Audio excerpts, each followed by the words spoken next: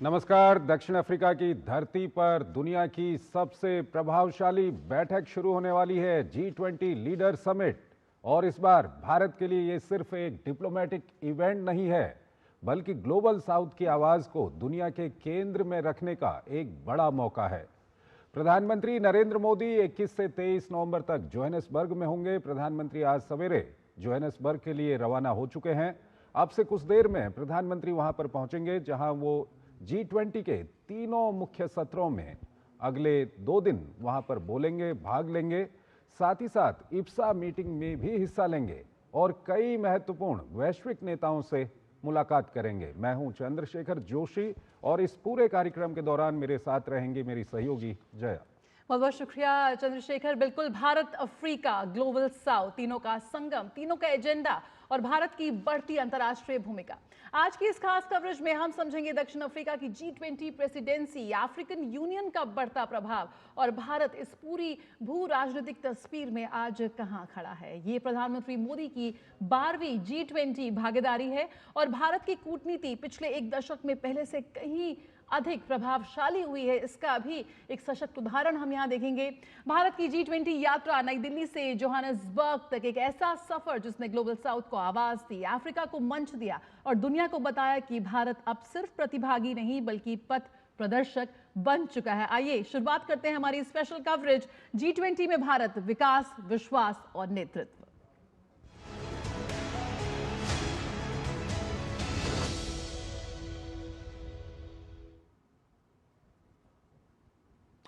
तो आइए शुरुआत करते हैं और आपको बताते हैं कि दक्षिण अफ्रीका के जोहानिसबर्ग में होने वाले G20 लीडर समिट की तैयारियां पूरी हो गई हैं। 22 से 23 नवंबर 2025 तक चलने वाले इस शिखर सम्मेलन में विकास, जलवायु संकट और वैश्विक आर्थिक असंतुलन जैसे बड़े मुद्दों पर चर्चा होगी। सम्मेलन में हिस्सा लेने के लिए पीएम मोदी 3 दिन दक्षिण अफ्रीका में रहेंगे। ये रिपोर्ट देखिए।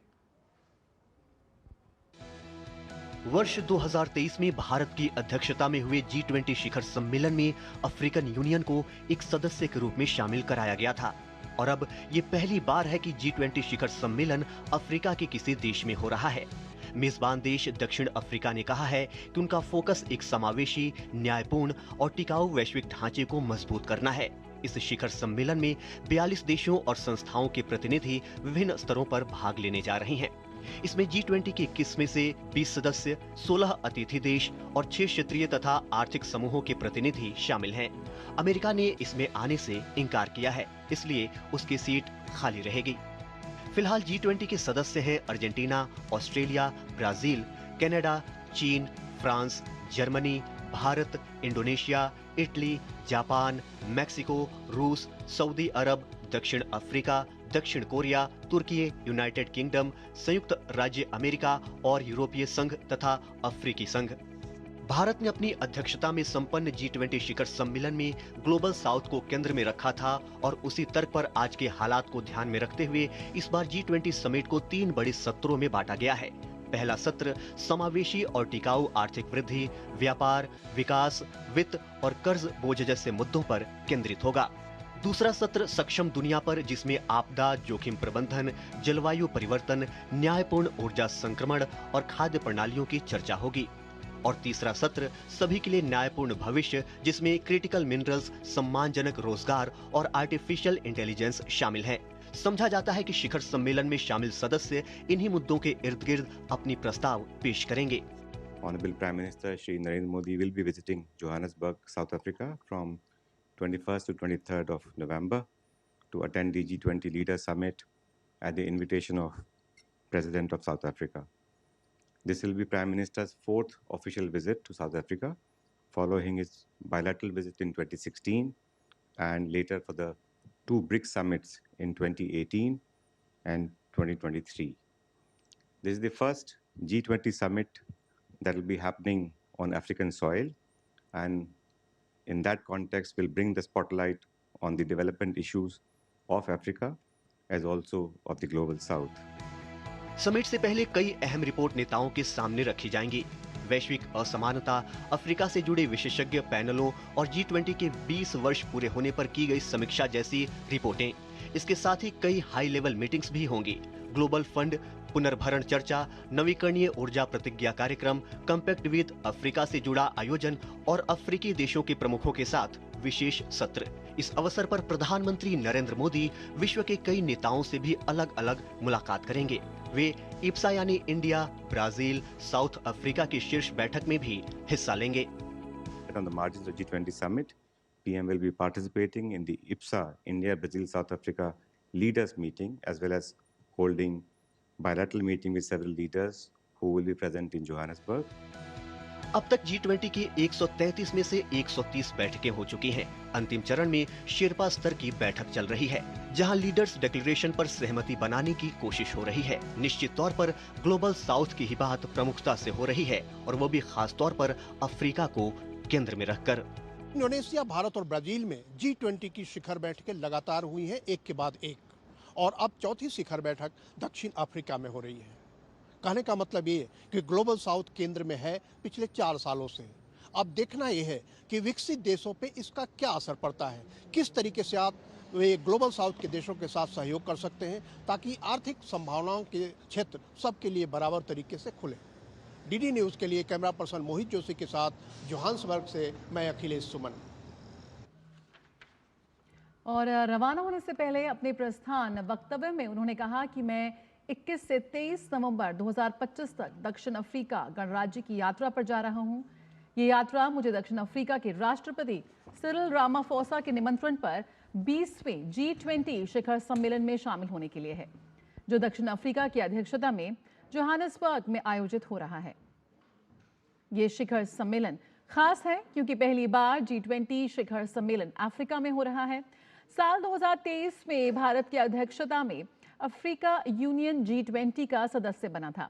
ये सम्मेलन दुनिया के महत्वपूर्ण मुद्दों पर चर्चा करने का मौका देगा।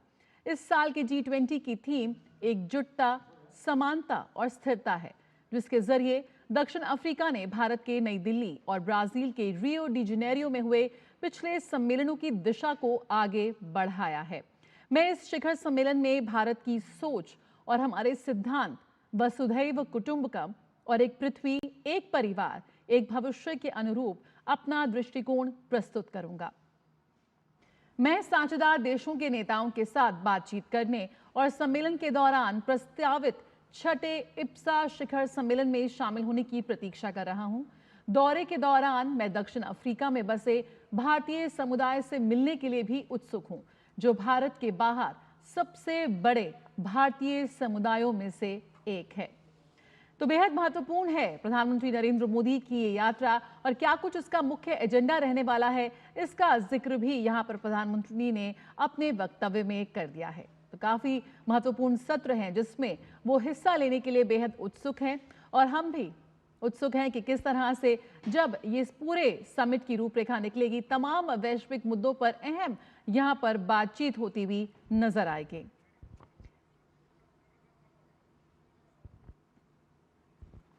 और आइए हम आपको बताएं कि जिस G20 की हम बात कर रहे हैं वो इतना महत्वपूर्ण क्यों है। हम ग्राफिक्स के जरिए आपको बताने की कोशिश करेंगे कि ये इतना महत्वपूर्ण क्यों है। ये आप जो तस्वीरें देख रहे हैं, ये प्रधानमंत्री के स्वागत के लिए वहां पर लोग तैयार हैं। G20 इतना महत्वपूर्ण क्यों है? G20 में 19 देश हैं और 2 क्षेत्रीय संगठन इसमें शामिल हैं, यानी कि दुनिया का बहुत बड़ा ये मंच है। करीब 19 देश इसमें शामिल हैं और 2 क्षेत्रीय संगठन इसमें शामिल हैं। वो 19 देश कौन कौन से हैं ये हम आपको बताएंगे। अर्जेंटीना, ऑस्ट्रेलिया, ब्राज़ील, कनाडा, चीन, फ्रांस, जर्मनी, ये देश इसमें शामिल हैं। इसके अलावा भारत है, इंडोनेशिया है, इटली है, जापान है, राज्य है। ये काफ़ी महत्वपूर्ण देश हैं दुनिया के। मैक्सिको, रूस, सऊदी अरब, दक्षिण अफ्रीका, ये वो देश हैं जो इन 19 देशों में शामिल हैं। इनमें तुर्की है, यूनाइटेड किंगडम है, अमेरिका है। तो ये 19 देश हैं जो इस G20 में शामिल हैं, और ये वो देश हैं जो दुनिया के काफ़ी मजबूत और बड़े देश हैं। और 2 क्षेत्रीय संगठनों की जो हम बात कर रहे हैं उसमें यूरोपीय संघ है और अफ्रीकी संघ है। अफ्रीकी संघ को इसमें शामिल कराने में भारत की काफ़ी महत्वपूर्ण भूमिका रही है। पिछले बार जब G20 यहाँ पर हुआ था भारत में, तो भारत की काफ़ी उसमें महत्वपूर्ण भूमिका रही और प्रधानमंत्री मोदी के नेतृत्व में अफ्रीकी संघ को G20 में शामिल कराया गया। अफ्रीकी संघ में जो अफ्रीका के देश हैं वो शामिल हैं और ग्लोबल साउथ के ये देश हैं।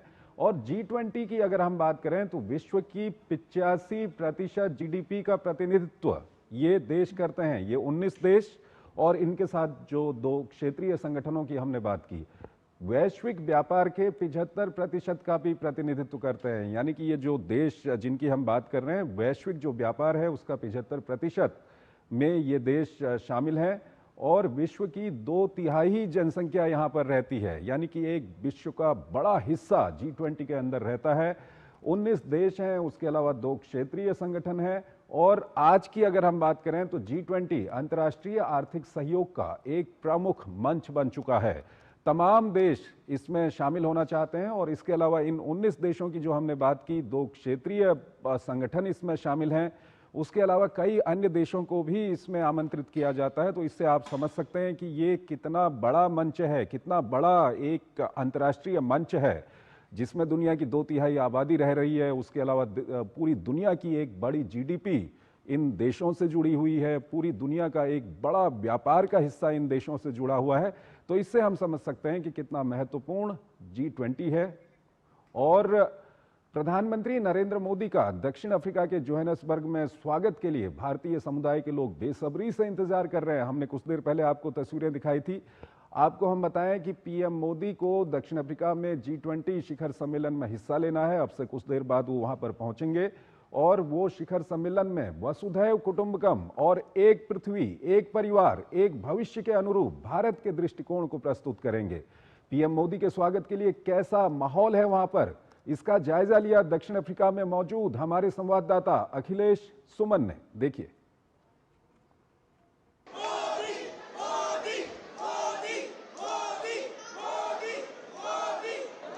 दक्षिण अफ्रीका में भारतवंशियों की संख्या तकरीबन 17 लाख है और प्रधानमंत्री नरेंद्र मोदी जब G20 शिखर सम्मेलन में भाग लेने यहाँ आ रहे हैं तो यहाँ भारत के लोग भी, भारतीय लोग जो यहाँ रहते हैं वो भी बड़ी संख्या में प्रधानमंत्री से मिलने के लिए उत्सुक हैं, उनका स्वागत करने के लिए आए हैं।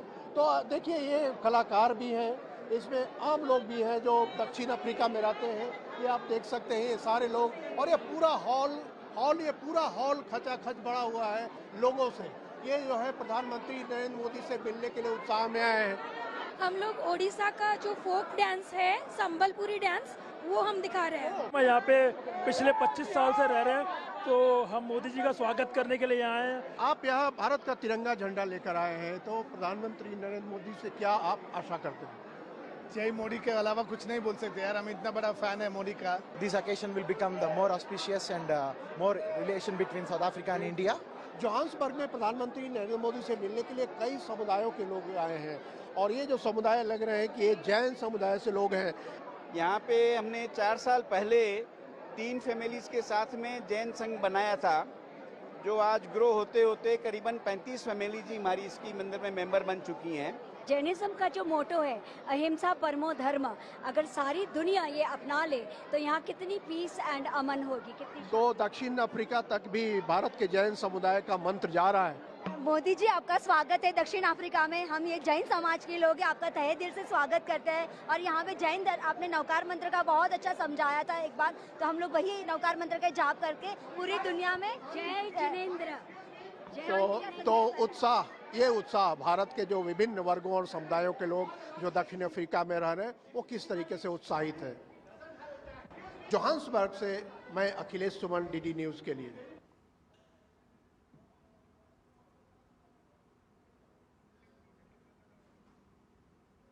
तो काफी उत्साह है वहां मौजूद भारतवंशियों में प्रधानमंत्री के आगमन को लेकर।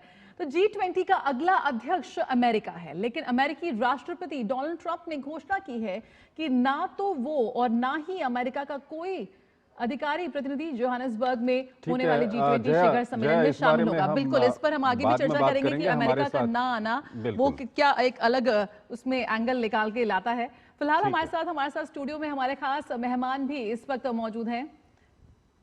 बिल्कुल, 2 खास मेहमान हमारे साथ मौजूद हैं। हमारे साथ हमारे संवाददाता अखिलेश सुमन भी हमारे साथ जुड़ चुके हैं। तो सबसे पहले हम अखिलेश सुमन के पास चलते हैं।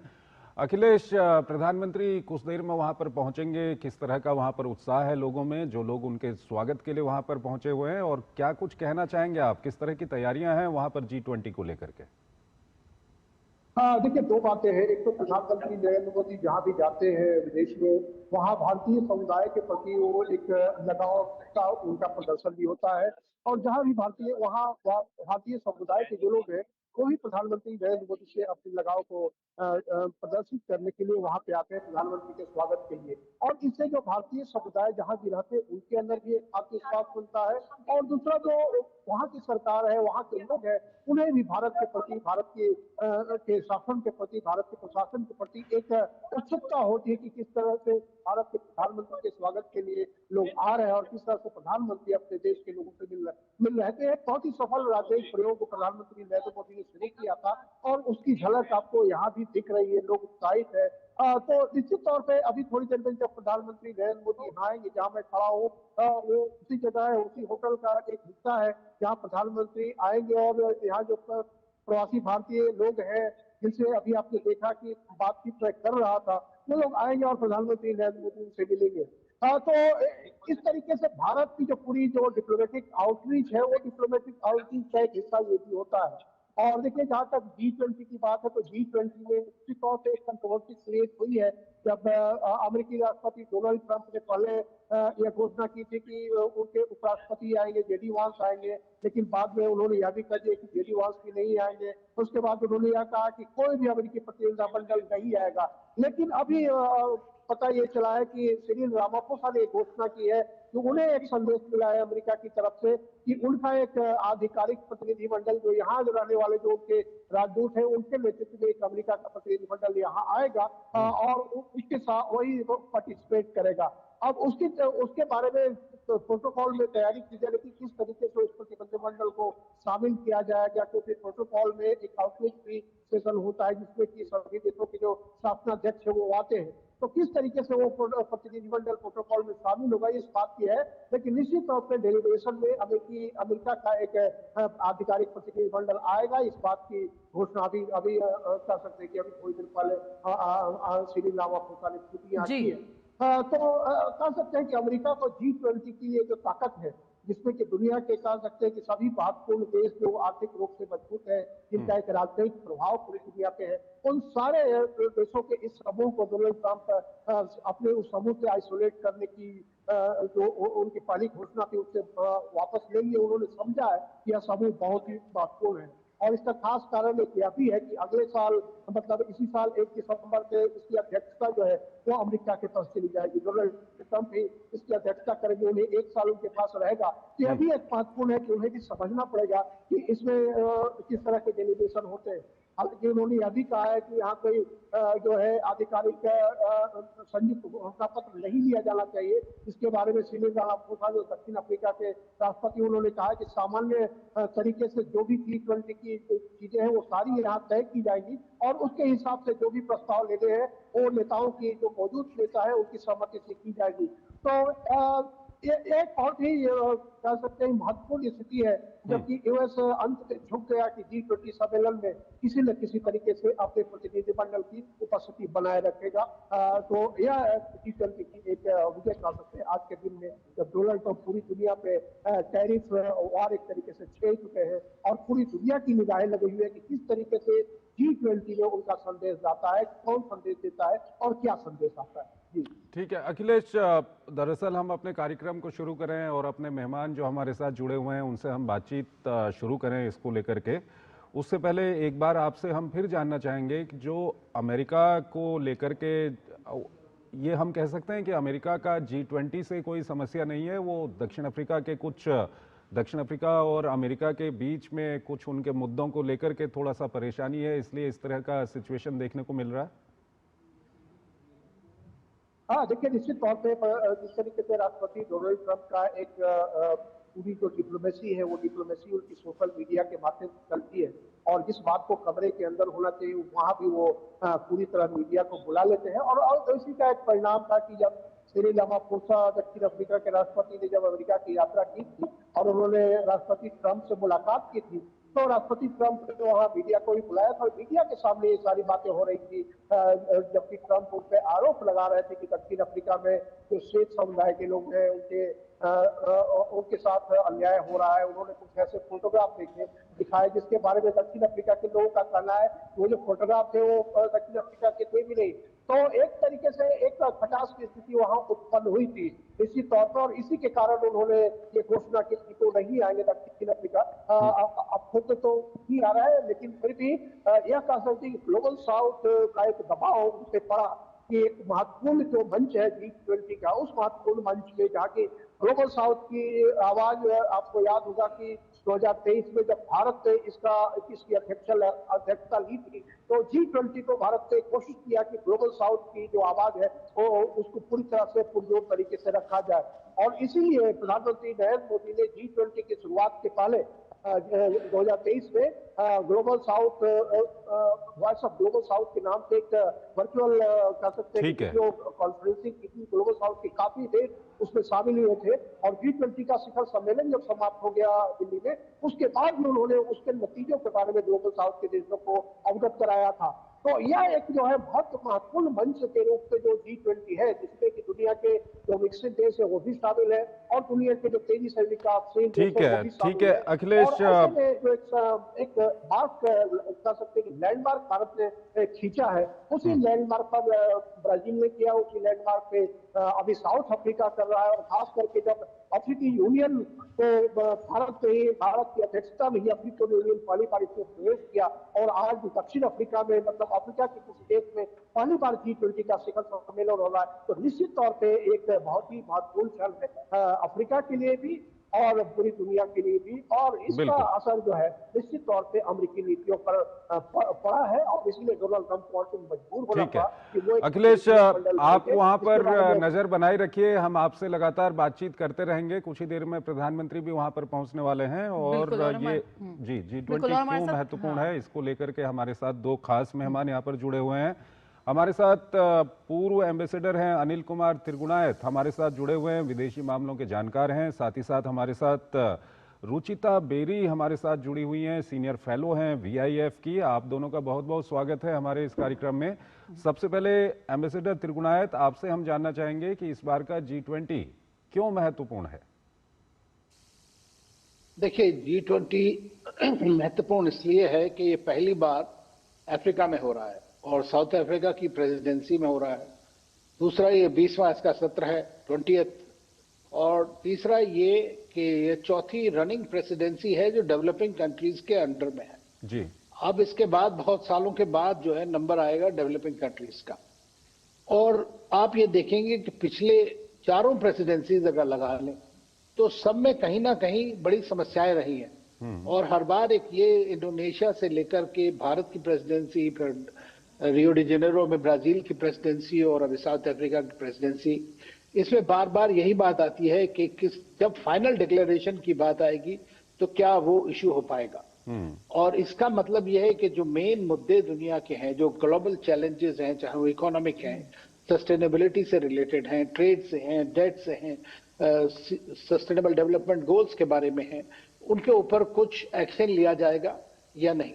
तो तीनों बार कम से कम 2 बार तो भारत ने काफी जोर लगाया अपनी प्रेसिडेंसी में भी, जब लोग कह रहे थे कि शायद नहीं होगा डिक्लेरेशन वो रशिया यूक्रेन वॉर को लेकर के, तो सेम इंडोनेशिया में भी हुआ था तो भारत ने उसको किया।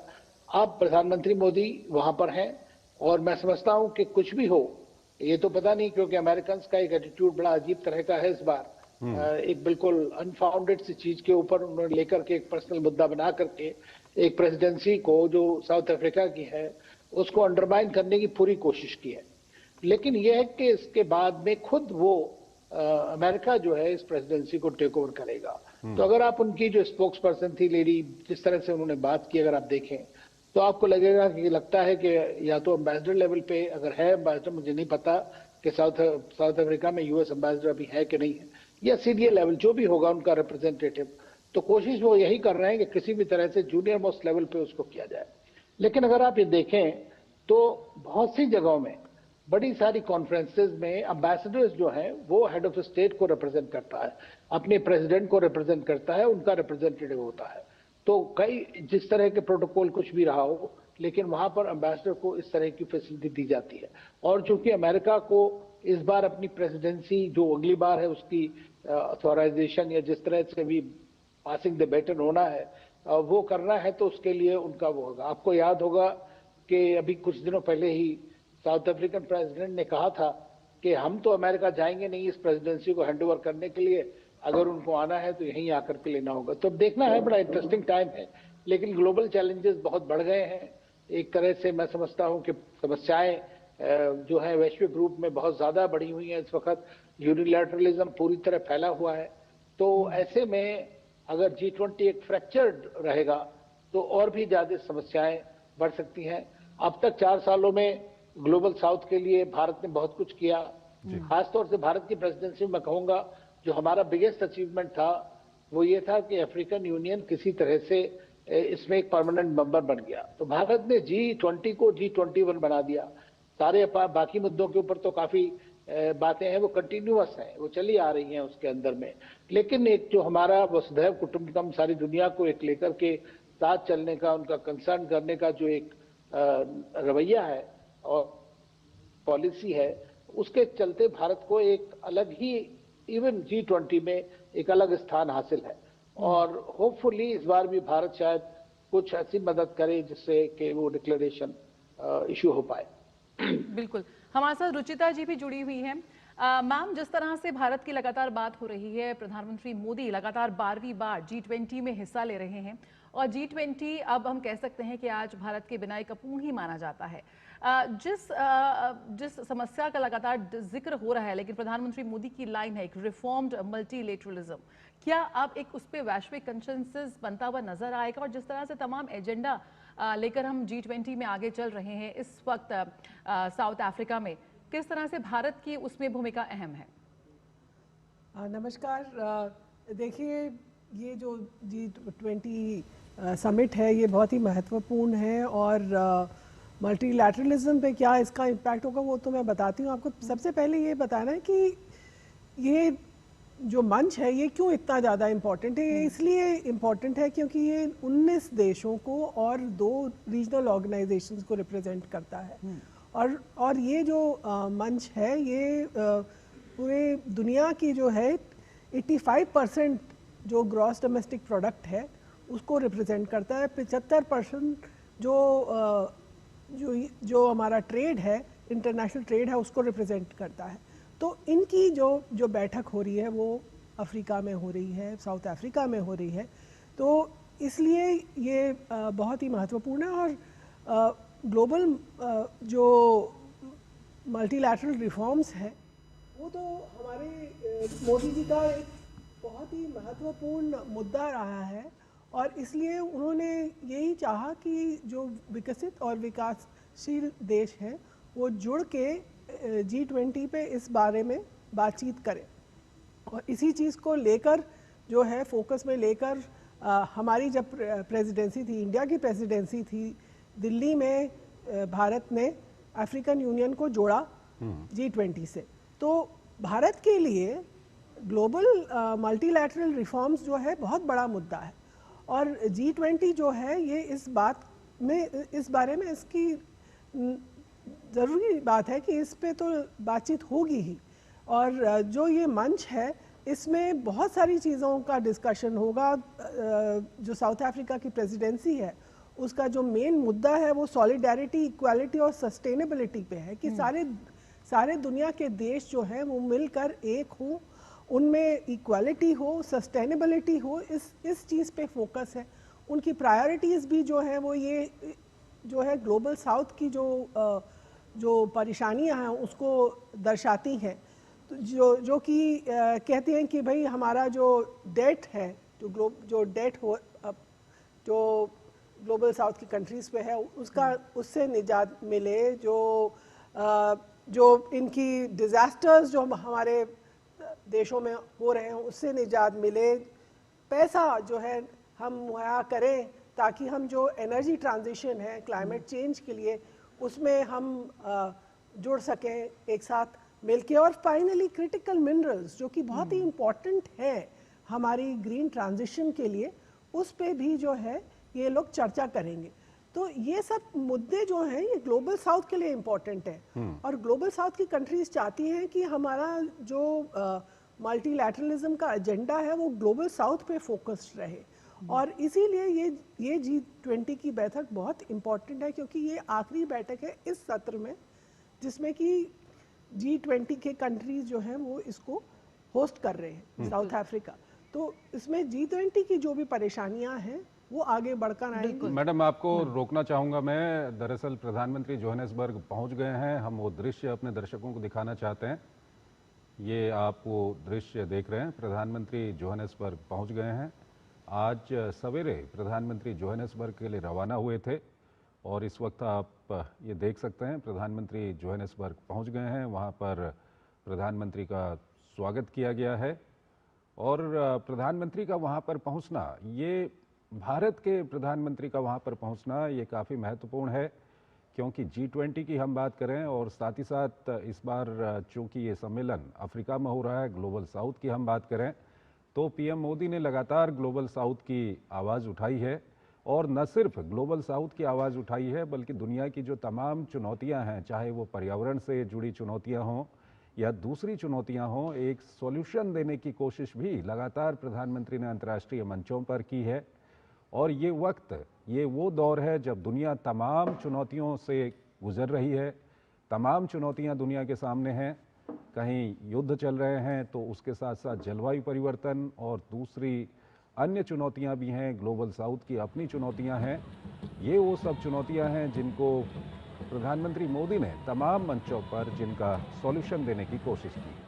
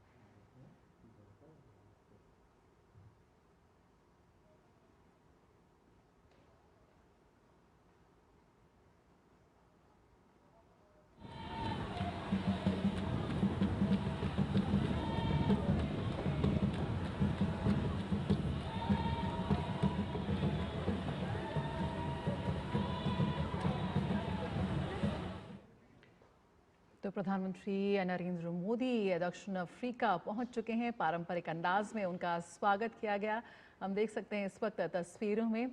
और हमारे साथ हमारे खास मेहमान भी जुड़े हुए हैं लगातार, जिनसे हम चर्चा कर रहे हैं कि इस बार का G20 जो समिट है वो बेहद खास है। एम्बेसडर कुमार हमारे साथ जुड़े हुए हैं। एम्बेसडर कुमार का रुख करते हैं। एम्बेसडर कुमार, जिस तरह से लगातार यहाँ पर बात हो रही है, ग्लोबल साउथ की आवाज़ को मुखरता के साथ यहाँ पर रखता हुआ नजर आएगा ये समिट, किस तरह से देखते हैं इस बार की जिस तरह की थीम है, लगातार ग्लोबल साउथ की आवाज़ को विभिन्न मंचों पर प्रधानमंत्री नरेंद्र मोदी मुखरता से उठाते आ रहे हैं और G20 साउथ अफ्रीका में एक तरह का ये हो सकता है जहां पर ग्लोबल साउथ की आवाज़ एजेंडा सेटर के रूप में केंद्र में हो और इसमें भारत की और प्रधानमंत्री नरेंद्र मोदी की भूमिका बेहद अहम है। नेतृत्व करता नजर आएगा भारत इस बार। देखिए, भारत की जो सिद्धांत हैं या जो हमारी नीतियां हैं वो जो हमने फॉलो करी है हमेशा से, और उसमें सबसे बड़ी जो हमारी नीति है वो है वसुधैव कुटुंबकम की, जिसमें कि हम दुनिया को अपना हिस्सा मानते हैं या हम अपने आप को दुनिया का हिस्सा मानते हैं।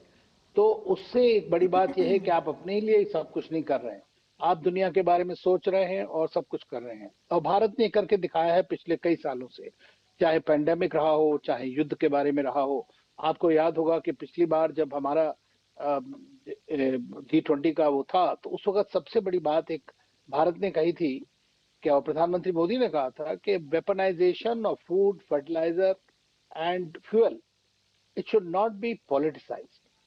तो ये उनकी एक बड़ी बात थी, क्योंकि आपने देखा कि जो युद्ध हुआ रशिया यूक्रेन का वॉर, उसका सबसे बड़ा इम्पैक्ट इस चीज के ऊपर हुआ। हालांकि फाइनेंशियल इंस्ट्रूमेंट्स की बात अलग है, लेकिन उसके बाद ये तीनों चीजों को किस तरह डीपोलिटिसाइज किया जाए, ये भारत ने अपनी तरह कहा।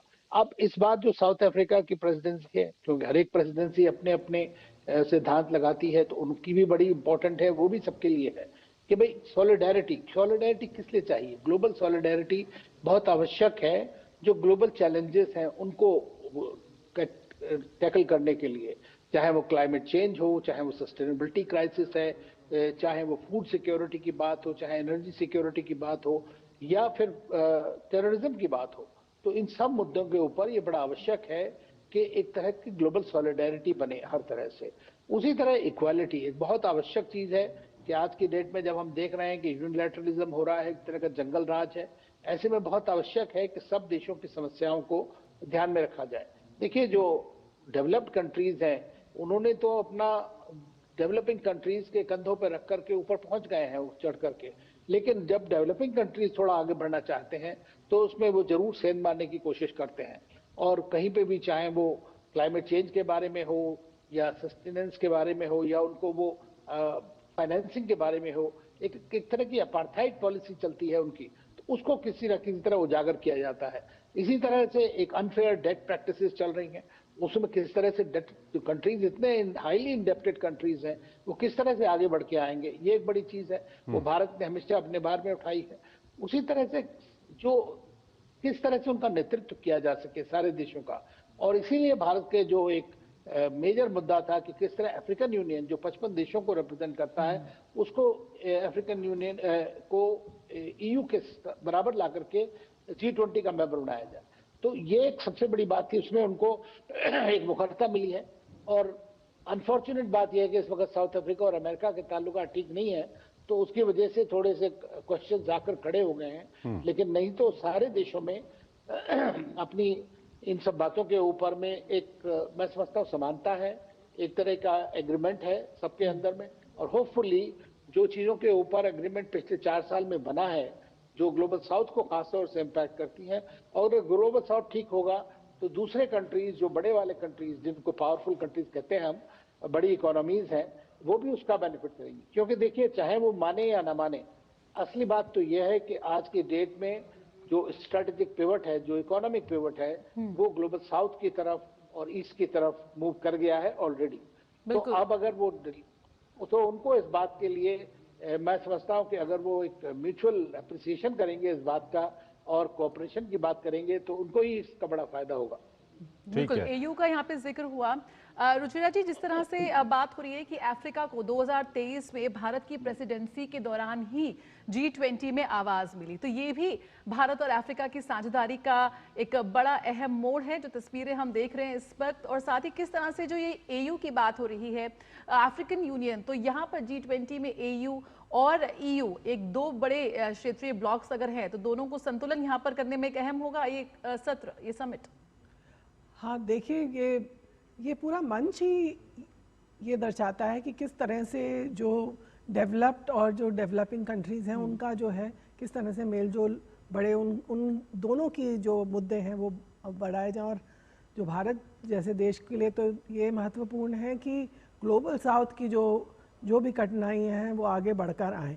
तो उसमें अगर अफ्रीकन यूनियन जो जुड़ चुका है G20 के साथ, तो ये तो भारत की हमेशा से प्रायोरिटी रही है फॉरेन पॉलिसी की। और प्रधानमंत्री नरेंद्र मोदी जी ने तो ये पिछले 10 साल में यही कहा है कि Africa is my highest priority of our foreign policy, मतलब कि वो चाहते हैं कि हमारी विदेश नीति में अफ्रीका जो है, अफ्रीकी देश जो हैं वो सर्वोच्च हैं हमारी नीति में, जो विदेश नीति है उसमें। तो उस बात को लेकर अगर हम देखें, प्रधानमंत्री जी इस समय अफ्रीकी देश साउथ अफ्रीका में पहुंच चुके हैं G20 समिट में, जहां पे कि उनके ही जोर शोर की मेहनत से जो है अफ्रीकी यूनियन जो है वो G20 में सम्मिलित हुआ जी। तो साउथ अफ्रीका ने तो ये कहा है अपनी प्रेसिडेंसी में कि उनकी प्रायोरिटी है कि अफ्रीकन जो इश्यूज़ हैं, वो अफ्रीकन जो परेशानियां हैं, वो उससे जो निजात है वो उसको मिलाने की कोशिश करेंगे, अफ्रीकन चैलेंजेस जो हैं उससे डील करने की कोशिश करेंगे। उन्होंने अपनी प्रेसिडेंसी में एक एक्सपर्ट पैनल सेटअप किया है, अफ्रीकन एक्सपर्ट पैनल, जो कि बहुत ही इम्पॉर्टेंट बात है, क्योंकि अभी तक इस तरह का कोई एक्सपर्ट पैनल नहीं सेटअप हुआ था जिसमें कि पूरे अफ्रीकी जो 54 देश हैं उसमें से उन्होंने लोगों को सम्मिलित किया और विचार हुआ कि किस तरह से अफ्रीकी जो प्रॉब्लम्स हैं उसका निजात पाया जाए। साथ साथ उन्होंने 3 टास्क फोर्स भी बिठाई, जिसमें कि फूड सिक्योरिटी, आर्टिफिशियल इंटेलिजेंस और इंक्लूसिव इकोनॉमिक ग्रोथ, इनइक्वालिटी को हटाना, इस सब चीज़ों के लिए भी डिस्कशन हुआ है। तो क्योंकि अफ्रीका जो है वो ग्लोबल साउथ की मेजॉरिटी को रिप्रेजेंट करता है, इसलिए ये बहुत ही महत्वपूर्ण है कि ये G20 सम्मेलन अफ्रीका में हो रहा है, अफ्रीकन मिट्टी में हो रहा है, साउथ अफ्रीका में, और इसमें अफ्रीकी देशों को पहली बार मौका मिल रहा है कि वो अपनी परेशानियां जो हैं वो सारे देशों को, जो सारे G20 के देशों हैं, उनको बताएं और उससे मिलजुल के ये लोग जो हैं उसके जो भी सॉल्यूशंस हैं वो निकाल पाएं। ठीक है। अमेरिका को लेकर के काफ़ी यहाँ पे हमने अभी बातचीत की है। एक रिपोर्ट हम अपने दर्शकों को दिखाते हैं कि G20 का अगला अध्यक्ष अमेरिका है और क्या कुछ अमेरिका को लेकर के बातचीत चल रही है। G20 का अगला अध्यक्ष अमेरिका है, जैसा कि हमने आपको बताया, लेकिन अमेरिकी राष्ट्रपति डोनाल्ड ट्रंप ने घोषणा की है कि ना तो वो और ना ही अमेरिका का कोई अधिकारी, हालांकि अभी अखिलेश सुमन बता रहे थे कि अमेरिका के जो वहाँ पर एम्बेसडर हैं वो उसकी जो क्लोजिंग सेरेमनी है G20 की वो वहाँ पर जाएंगे, लेकिन आमतौर पर पूरी जो ये बैठक है उसकी अगर हम बात करें तो ना तो अमेरिका का कोई अधिकारी प्रतिनिधि जोहानिसबर्ग में होने वाले G20 शिखर सम्मेलन में शामिल होगा। ट्रंप का आरोप है कि दक्षिण अफ्रीका में गोरों के प्रति वैमनस्य का रवैया अपनाया जा रहा है और इसके विरोध में वो जोहानिसबर्ग नहीं जा रहे हैं। अमेरिका खुद तो नहीं आ रहा है, उसने यह भी कहा है कि उसकी अनुपस्थिति में G20 में किसी प्रकार का डिक्लेरेशन न अपनाया जाए। अब यह सदस्य देशों पर निर्भर करेगा कि इस पर क्या सहमति बनती है, लेकिन मेजबान देश का कहना है कि G20 सामूहिक समूह है और निर्णय सभी सदस्यों की भागीदारी से ही लिया जाएगा और G20 अपनी सभी प्रक्रियाओं को पूरा करेगा। G20 में शिखर सम्मेलन के बाद अध्यक्षता हैंडओवर की परंपरा है, जिसमें मेजबान अगले अध्यक्ष को बैटन हैंडओवर करता है। चूंकि ट्रंप जोहान्सबर्ग नहीं आएंगे, इसलिए हैंडओवर को लेकर भी तस्वीर साफ नहीं है। चूंकि अमेरिका का कोई प्रतिनिधि बैठक में नहीं आएगा, इसलिए पारंपरिक मंच पर कोई औपचारिक हैंडओवर संभव नहीं होगा। 1 दिसंबर से अमेरिका स्वतः G20 की अध्यक्षता तो ले सकता है, लेकिन वह अगले साल के लिए कौन सा एजेंडा तय करेगा यह देखने वाली बात होगी, क्योंकि पूरी दुनिया डोनाल्ड ट्रंप के टैरिफ वार से परेशान है। लेकिन रोचक बात यह भी है और विडंबना भी कर सकते हैं कि जिस अमेरिका की धरती पर G20 की बैठक सबसे पहले हुई थी, उसी अमेरिका के राष्ट्रपति ने G20 का अभी इस साल बहिष्कार कर रखा है। अब फिर भी इंतजार रहेगा कि 2026 में G20 कौन सा रूप ग्रहण कर सकता है। जोहान्सबर्ग के लिए DD न्यूज़ के लिए कैमरा पर्सन मोहित जोशी के साथ मैं अखिलेश सुमन। तो इस बार G20 का मुख्य फोकस कहां रहेगा? G20 का मुख्य फोकस है एक समावेशी, न्यायपूर्ण और टिकाऊ वैश्विक ढांचे को मजबूत करना। जो मुद्दे अहम हैं वो आइए उस पर नजर डालते हैं।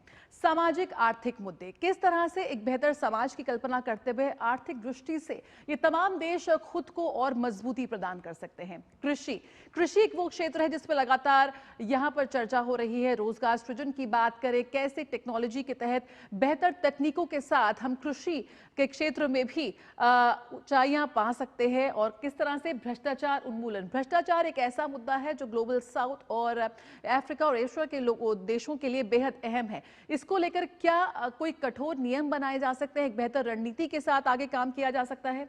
जलवायु परिवर्तन को लेकर लगातार चर्चाएं हो रही हैं, गोष्ठियां हो रही हैं, समिट्स हो रहे हैं, लेकिन एक ठोस सॉल्यूशन निकालने में कहीं ना कहीं चूक जा रहे हैं। डेवलप्ड नेशंस, यहां पर डेवलपिंग नेशंस को यानी कि विकसित देश कैसे विकासशील देशों की जरूरतों को और मुश्किलों को दरकिनार करते हुए आगे बढ़ रहे हैं। यहां पर भी भारत एक उदाहरण के साथ आगे बढ़ता हुआ नजर आया है। किस तरह से वो एक बेहतर व्यवस्था को लेकर लगातार अपनी आवाज बुलंद कर रहा है जलवायु परिवर्तन में, लेकिन क्या कुछ जमीन पर निकल कर आता है, देखने वाली बात होगी। डिजिटल अर्थव्यवस्था, कैसे टेक्नोलॉजी का ट्रांसफर करके हम अपनी अर्थव्यवस्था को और बेहतर कर सकते हैं। डिजिटाइजेशन के क्षेत्र में भी भारत की अग्रणी भूमिका है, कैसे सभी देश मिलकर इस पर आगे काम कर सकते हैं, ये भी मुख्य एजेंडा है। शिक्षा, निवेश, शिक्षा के क्षेत्र में कैसे पीपल टू पीपल कनेक्ट की बात करें, कैसे स्टूडेंट एक्सचेंज प्रोग्राम्स की बात करें, कैसे भारत और अफ्रीका यूनियन और भी बेहतर तरीके से आगे बढ़ सकता है, ये भी अहम है। निवेश, कैसे हम इन तमाम देशों में अपने निवेश को बढ़ा सकते हैं। आज जो मौजूदा व्यवस्था है, ऐसे में ईज ऑफ डूइंग बिजनेस की बात करें या भारत की हाल में तमाम नीतियों की बात करें, आज भारत जो है वो निवेश के लिए एक बहुत ही मोस्ट प्रेफर्ड डेस्टिनेशन बन रहा है और इसको लेकर भी यहाँ पर प्रधानमंत्री मोदी का काफी जोर है कि आज तमाम वैश्विक देश आए और भारत में निवेश करें। बात करें रोजगार की, रोजगार सृजन भी अहम एजेंडा है। कैसे हम टेक्नोलॉजी ट्रांसफर को देखते हुए तमाम देश एक साथ आ सकते हैं बेहतर रोजगार की व्यवस्था करने के बाद, क्योंकि कोरोना के बाद जिस तरह से एक नई वैश्विक समस्याओं का सृजन हुआ है, ऐसे में रोजगार सृजन को देखते हुए ये भी बहुत अहम है। ऊर्जा, कैसे आज हम नवीकरणीय ऊर्जा के क्षेत्र में भी और संभावनाएं तलाश रहे हैं, ये भी एक अहम एजेंडा है G20 का। पर्यावरण संरक्षण को लेकर वैश्विक मंच पर लगातार भारत अपनी आवाज उठा रहा है और इस समस्या को लेकर बेहतर सॉल्यूशंस भी सुझा रहा है, लेकिन क्या इसको लेकर हम आगे बढ़ सकते हैं, ये देखने वाली बात होगी। स्वास्थ्य के क्षेत्र में निवेश भी हम देख रहे हैं और कैसे कोरोना के बाद से स्वास्थ्य एक अहम मुद्दा बन चुका है, इस पर भी चर्चा होगी G20 समिट में। पर्यटन भी जिस तरह से पर्यटन के क्षेत्र में भी आज रोजगार की नई संभावनाएं उठते आ रही हैं, भारत में इस क्षेत्र पर काफी ज्यादा काम हो रहा है। आज मोस्ट विजिटेड डेस्टिनेशन के रूप में, पर्यटन के क्षेत्र के रूप में प्रधानमंत्री नरेंद्र मोदी एक ब्रांड एम्बेसडर के रूप में भारत को आज वैश्विक मंच पर प्रोजेक्ट कर रहे हैं और यही उम्मीद की जा रही है कि पर्यटन के क्षेत्र में भी ये तमाम देश जो आज इस बैठक में शिरकत करेंगे वो इसको लेकर आगे बातचीत करते नजर आएंगे। व्यापार, आज व्यापार को लेकर हम एक बेहतर समावेशी और टिकाऊ आर्थिक वृद्धि, व्यापार विकसित वित्त और कर्ज बोझ जैसे मुद्दे भी केंद्र में रहने वाले हैं यहां पर G20 समिट में। व्यापार की बात करें, कैसे अपने व्यापार के लिए हम और नए दरवाजे देख रहे हैं, नए मार्केट खोल रहे हैं, नए बाजार ढूंढ रहे हैं, क्या इसमें भी अफ्रीकन यूनियन और भारत की जो साझेदारी है वो और मजबूत होती नजर आएगी। प्रधानमंत्री नरेंद्र मोदी की जो ये यात्रा है, इन तमाम मुद्दों को फोकस में लाते हुए इन तमाम मुद्दों पर बातचीत भी होगी और आगे बढ़ने की बात भी होगी। रुकेंगे एक छोटे से ब्रेक के लिए, ये हमारी स्पेशल कवरेज जारी रहेगी, बने रहिए DD न्यूज के साथ।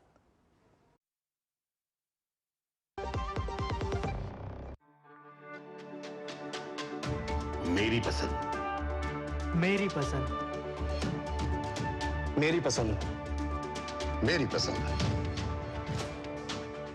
हमारी पसंद, हम सबकी पसंद। मजबूत देश का मजबूत सरिया हो गया स्टील।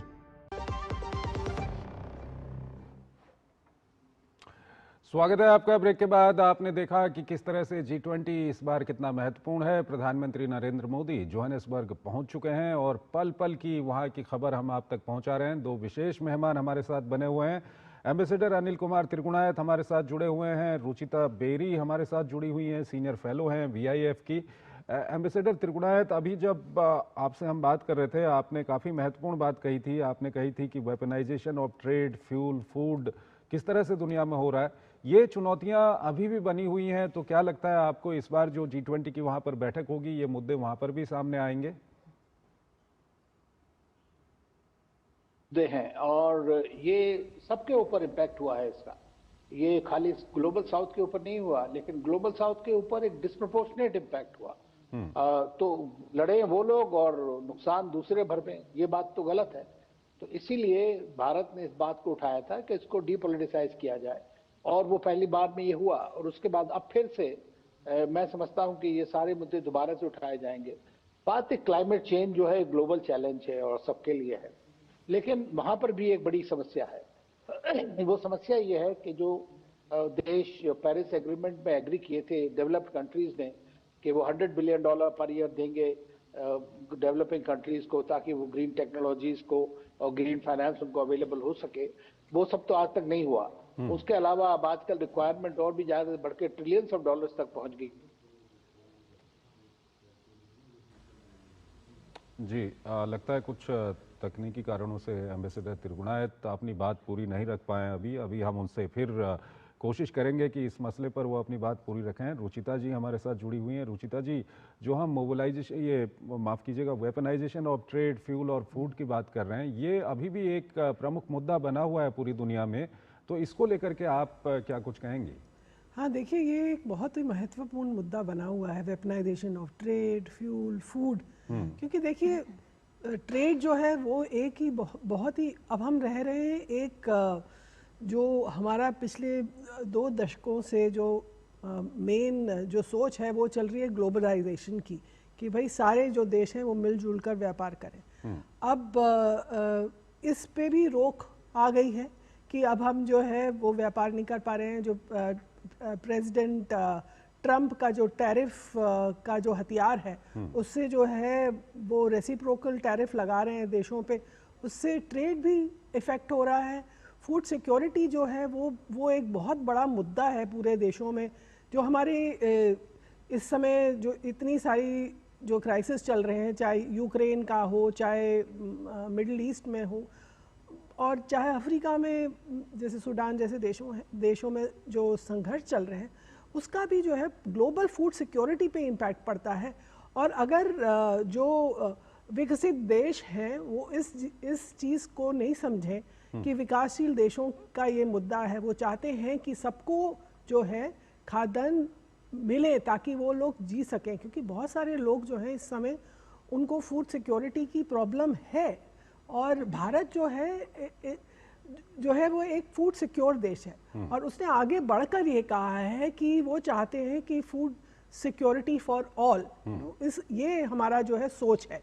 और हम ये चाहते हैं कि हम और भारत ने आगे बढ़कर कोशिश करी है खाद्यान्न एक्सपोर्ट करने की, जबकि हमारे देश में भी दिक्कत थी, तब भी उन्होंने जो है एक्सपोर्ट किए हैं, चाहे वो चावल हो, चाहे कोई और सीरियल हो।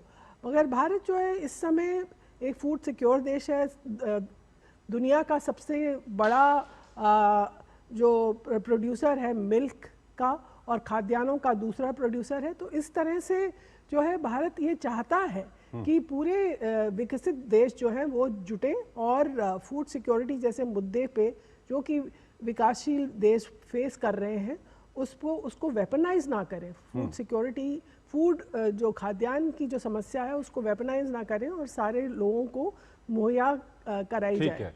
एम्बेसडर त्रिगुणायत, आपकी बात पूरी नहीं हो पाई थी इस सवाल पर, आप अपनी बात पूरी कर सकते हैं।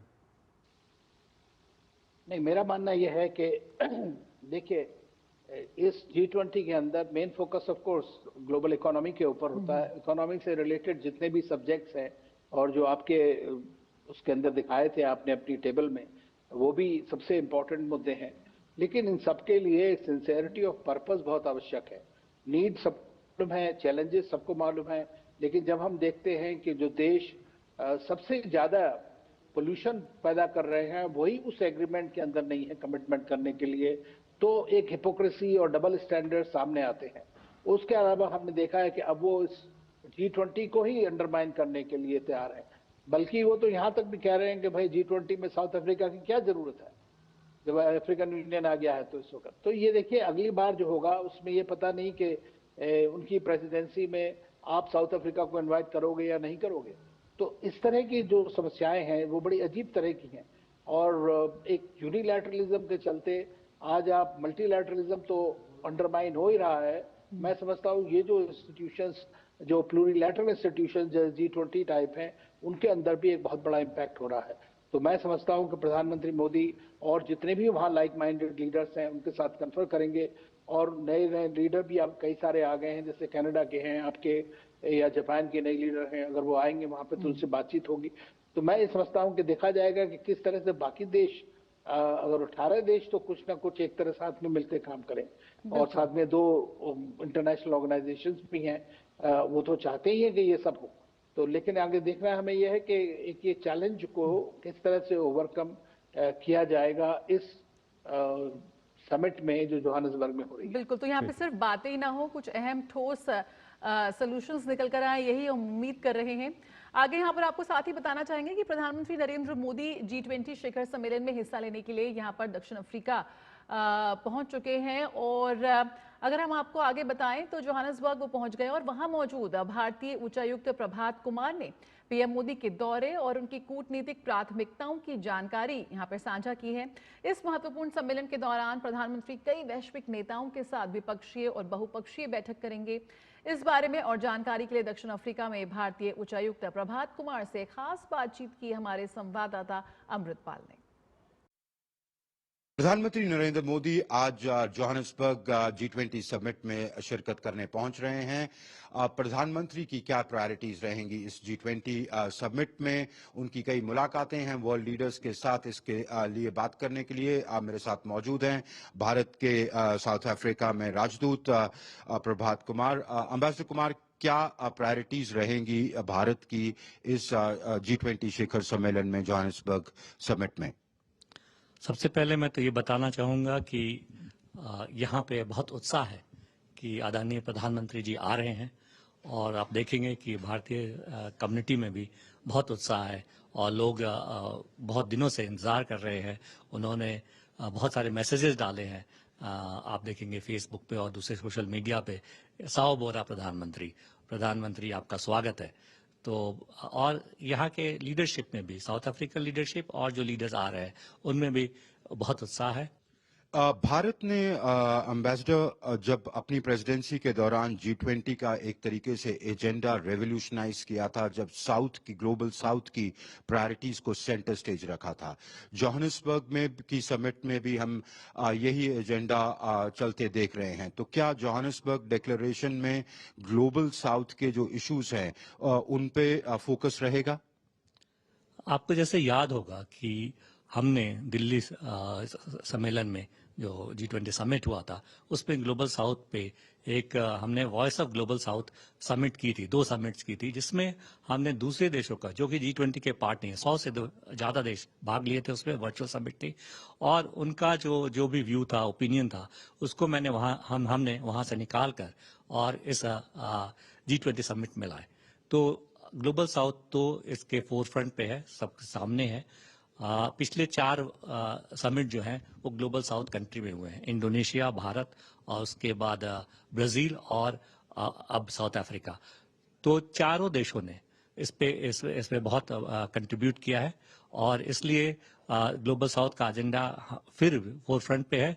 और हमने जो इश्यूज उठाए थे उस समय और जो जिसमें हमने काम आगे किया था, disaster resilience, women empowerment, digital public infrastructure, तो ये सब इश्यूज जो हैं और भी जो इश्यूज थे वो अब हमारे, आप देखेंगे कि हम इस पे बोलेंगे भी, और ये हमारे समिट डॉक्यूमेंट्स में आएगा और इस पे काम चलता रहेगा। तो ये जो हमने जो प्रेसिडेंसी की थी उसका एक परिणाम है। सो क्लियरली भारत ने जो एजेंडा सेट किया था G20 का अपनी प्रेसिडेंसी के दौरान, या अफ्रीकन यूनियन को G20 में जोड़ना अपनी प्रेसिडेंसी, वही एजेंडा इस बार भी जोहान्सबर्ग समिट में चलता नजर आ रहा है। हालांकि जब वैश्विक लीडर यहां मुलाकात करेंगे अगले 2 दिनों में, कई वैश्विक मुद्दे डिस्कस होंगे, पर फोकस क्लियरली ग्लोबल साउथ पे रहेगा। कैमरामैन मोहित जोशी के साथ Amritpal Singh, DD news, Johannesburg.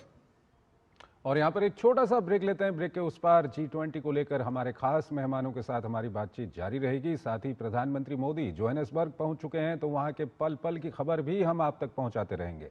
एक छोटा सा ब्रेक।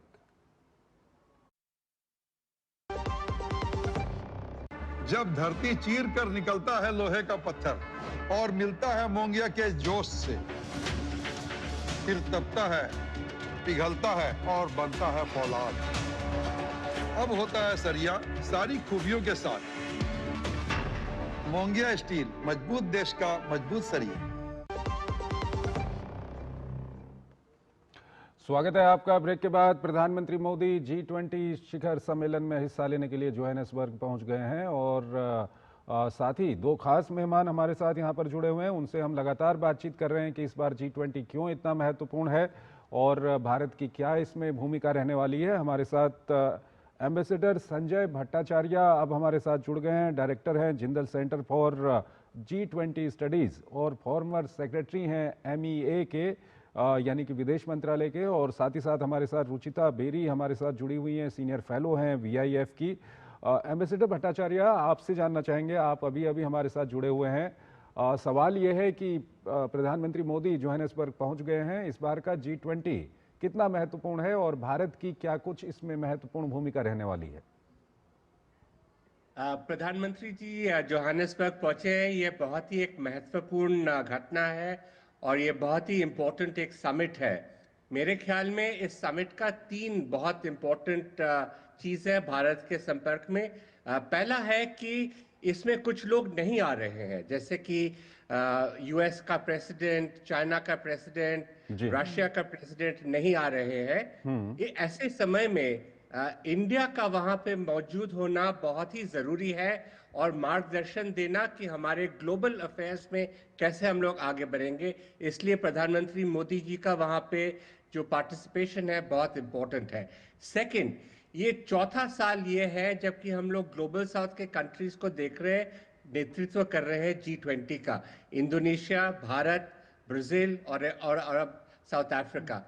हमारे जो ऑब्जेक्टिव्स हैं ये काफ़ी मिलते जुलते हैं और ये अभी G20 के प्रायोरिटीज़ में बन चुके हैं और इसमें भी भारत का बहुत मुख्य रोल है। प्रधानमंत्री जी जो 3 सेशंस में पार्टिसिपेट करेंगे वो इनके बारे में और बताएंगे। तीसरा महत्वपूर्ण बात ये है कि ये अफ्रीका में पहली बार हो रहा है G20 का समिट।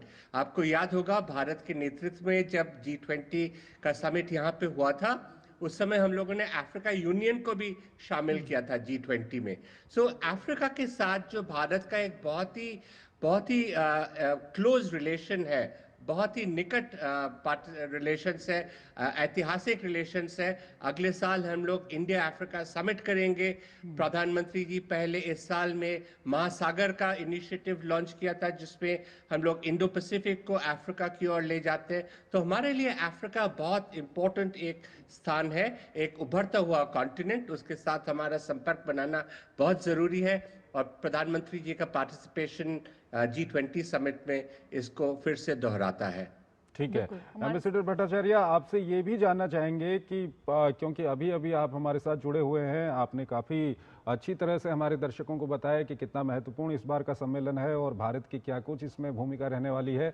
एम्बेसडर भट्टाचार्य, इस वक्त चुनौतियां क्या कुछ ऐसी दुनिया के सामने हैं जो G20 में जरूर वहां पर जिसको लेकर के बातचीत होगी, क्योंकि पूरी दुनिया कई तरह की चुनौतियों से इस वक्त गुजर रही है?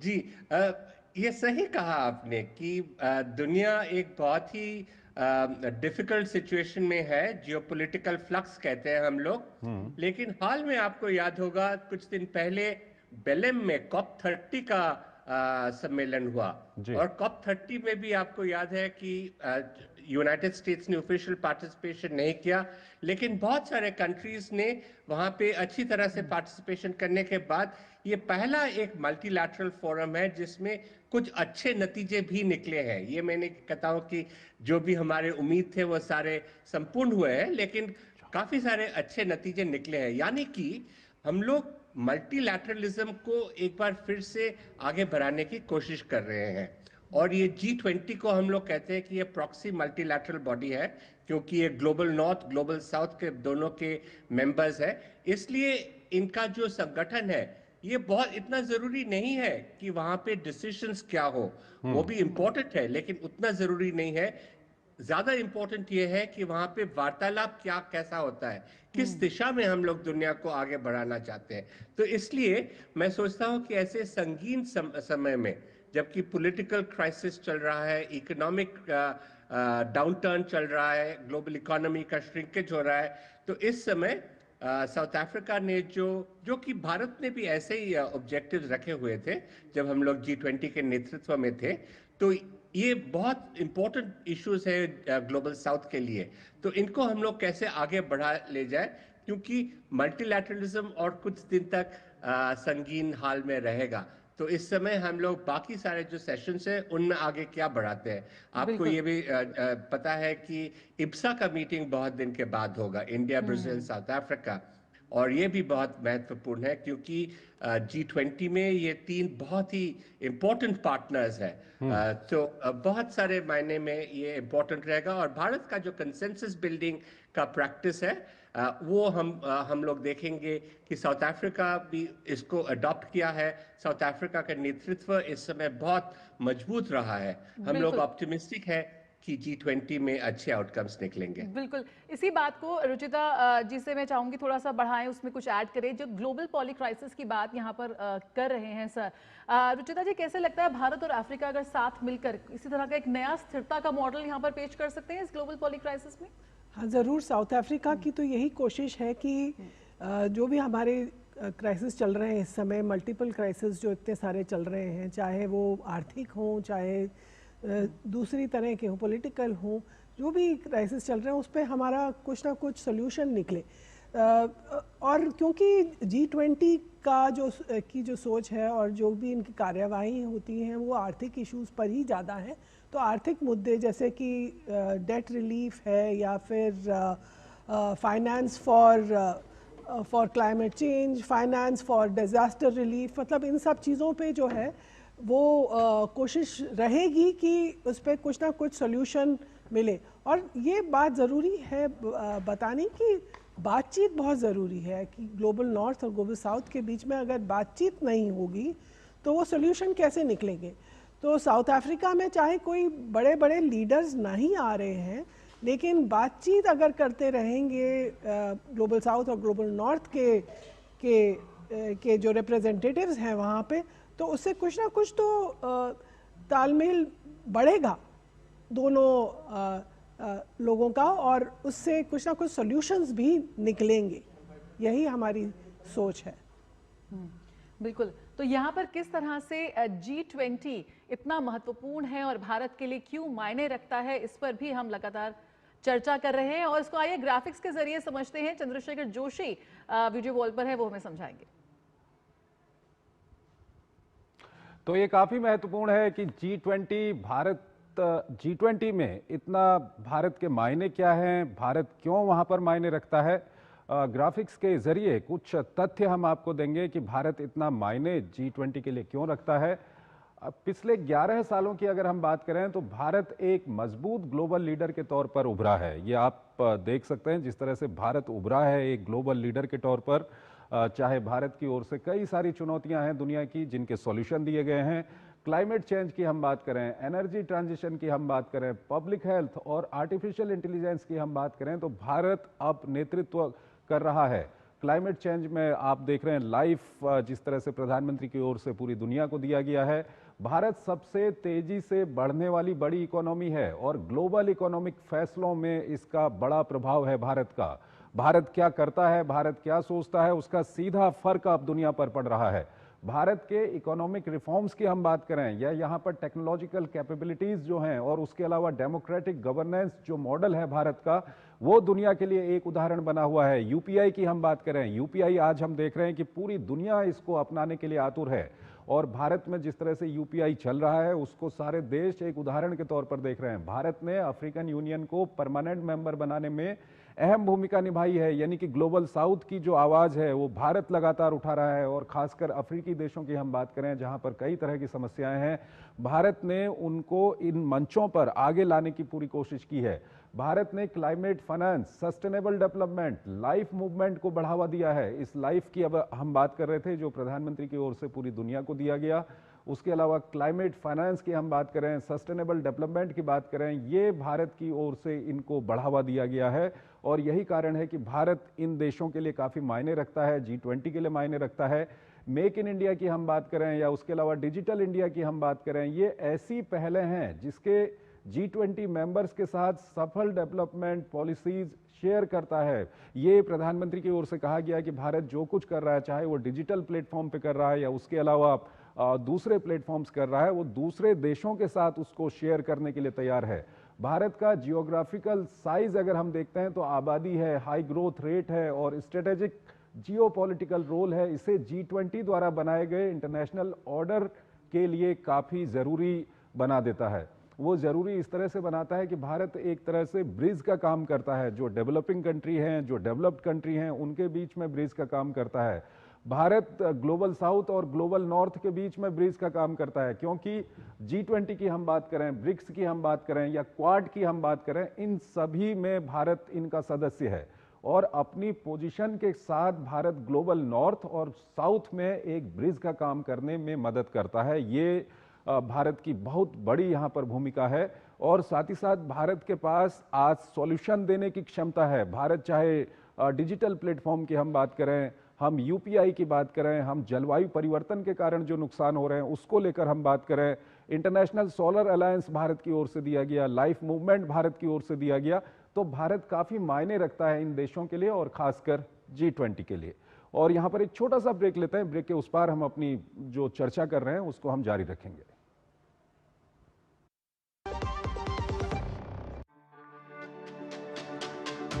मेरी पसंद, मेरी पसंद, मेरी पसंद, मेरी पसंद,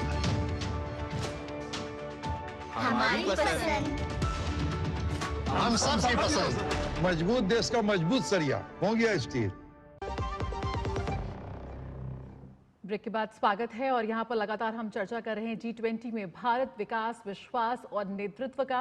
एम्बेसडर संजय, यहाँ पर हमने बात की ग्लोबल नॉर्थ बनाम ग्लोबल साउथ की, कैसे भारत इसमें एक ब्रिज के रूप में काम कर रहा है। अफ्रीकन यूनियन की G20 सदस्यता के बाद आपको लगता है कि क्या G20 एक टू पोलर फोरम बन रहा है? ग्लोबल नॉर्थ, ग्लोबल साउथ की चर्चा बहुत हो रही है, तो ग्लोबल नॉर्थ की चर्चा भी हो रही है और उसके बीच एक तरह का ब्रिज के रूप में भारत उभर रहा है। बिल्कुल। आज देखिए, आज के हाल जो है वहाँ पे यूनाइटेड नेशंस जो कि मल्टीलैटरल बॉडी था बहुत ही कमज़ोर हो चुका है, उसको बहुत ज़रूरी है रिफॉर्म्स का। तो ऐसे समय में हम लोग देख रहे हैं कि एक तरफ है G7 जो कि डेवलप्ड कंट्रीज का एक ग्रुपिंग है और दूसरी तरफ है ग्लोबल साउथ का ग्रुपिंग जिसको हम लोग ब्रिक्स कहते हैं। और इन दोनों के बीच जो ब्रिज है जो कि आपने जिक्र किया वो है G20, क्योंकि G20 में ब्रिक्स के भी सदस्य हैं और G7 के भी सदस्य हैं। तो ब्रिक्स G20 को सदासर यही करना चाहिए कि ब्रिज के रूप में G7 और ब्रिक्स के बीच, ग्लोबल साउथ और ग्लोबल नॉर्थ के बीच जो समझौता की जरूरी है ताकि global economy, global polity, global reforms, governance structures, ये सारे में आगे हम लोग बढ़ सके। कुछ लोग का कहना यह है कि हम लोग G20 को ग्लोबल साउथ का एक बहुत महत्व देखते हैं, लेकिन मेरे अनुमान में ऐसा नहीं होना चाहिए। G20 को ब्रिज के रूप में ही होना चाहिए शुरू से। इसीलिए G20 बनाया गया था कि G7 ने देखा कि वो जो ग्लोबल फाइनेंशियल क्राइसिस हुआ था पिछले सदी में, उसका वो लोग समाधान नहीं कर पाए थे। तो इसलिए पिछली सदी में उन्होंने वित्त मंत्री को इकट्ठा किया G20 का, और 2008 में G20 समिट लेवल पे हो गया। तो उस समय यही था कि हम लोग इकट्ठा काम करें, एक दूसरे के ऑपोजिशन में ना रहें।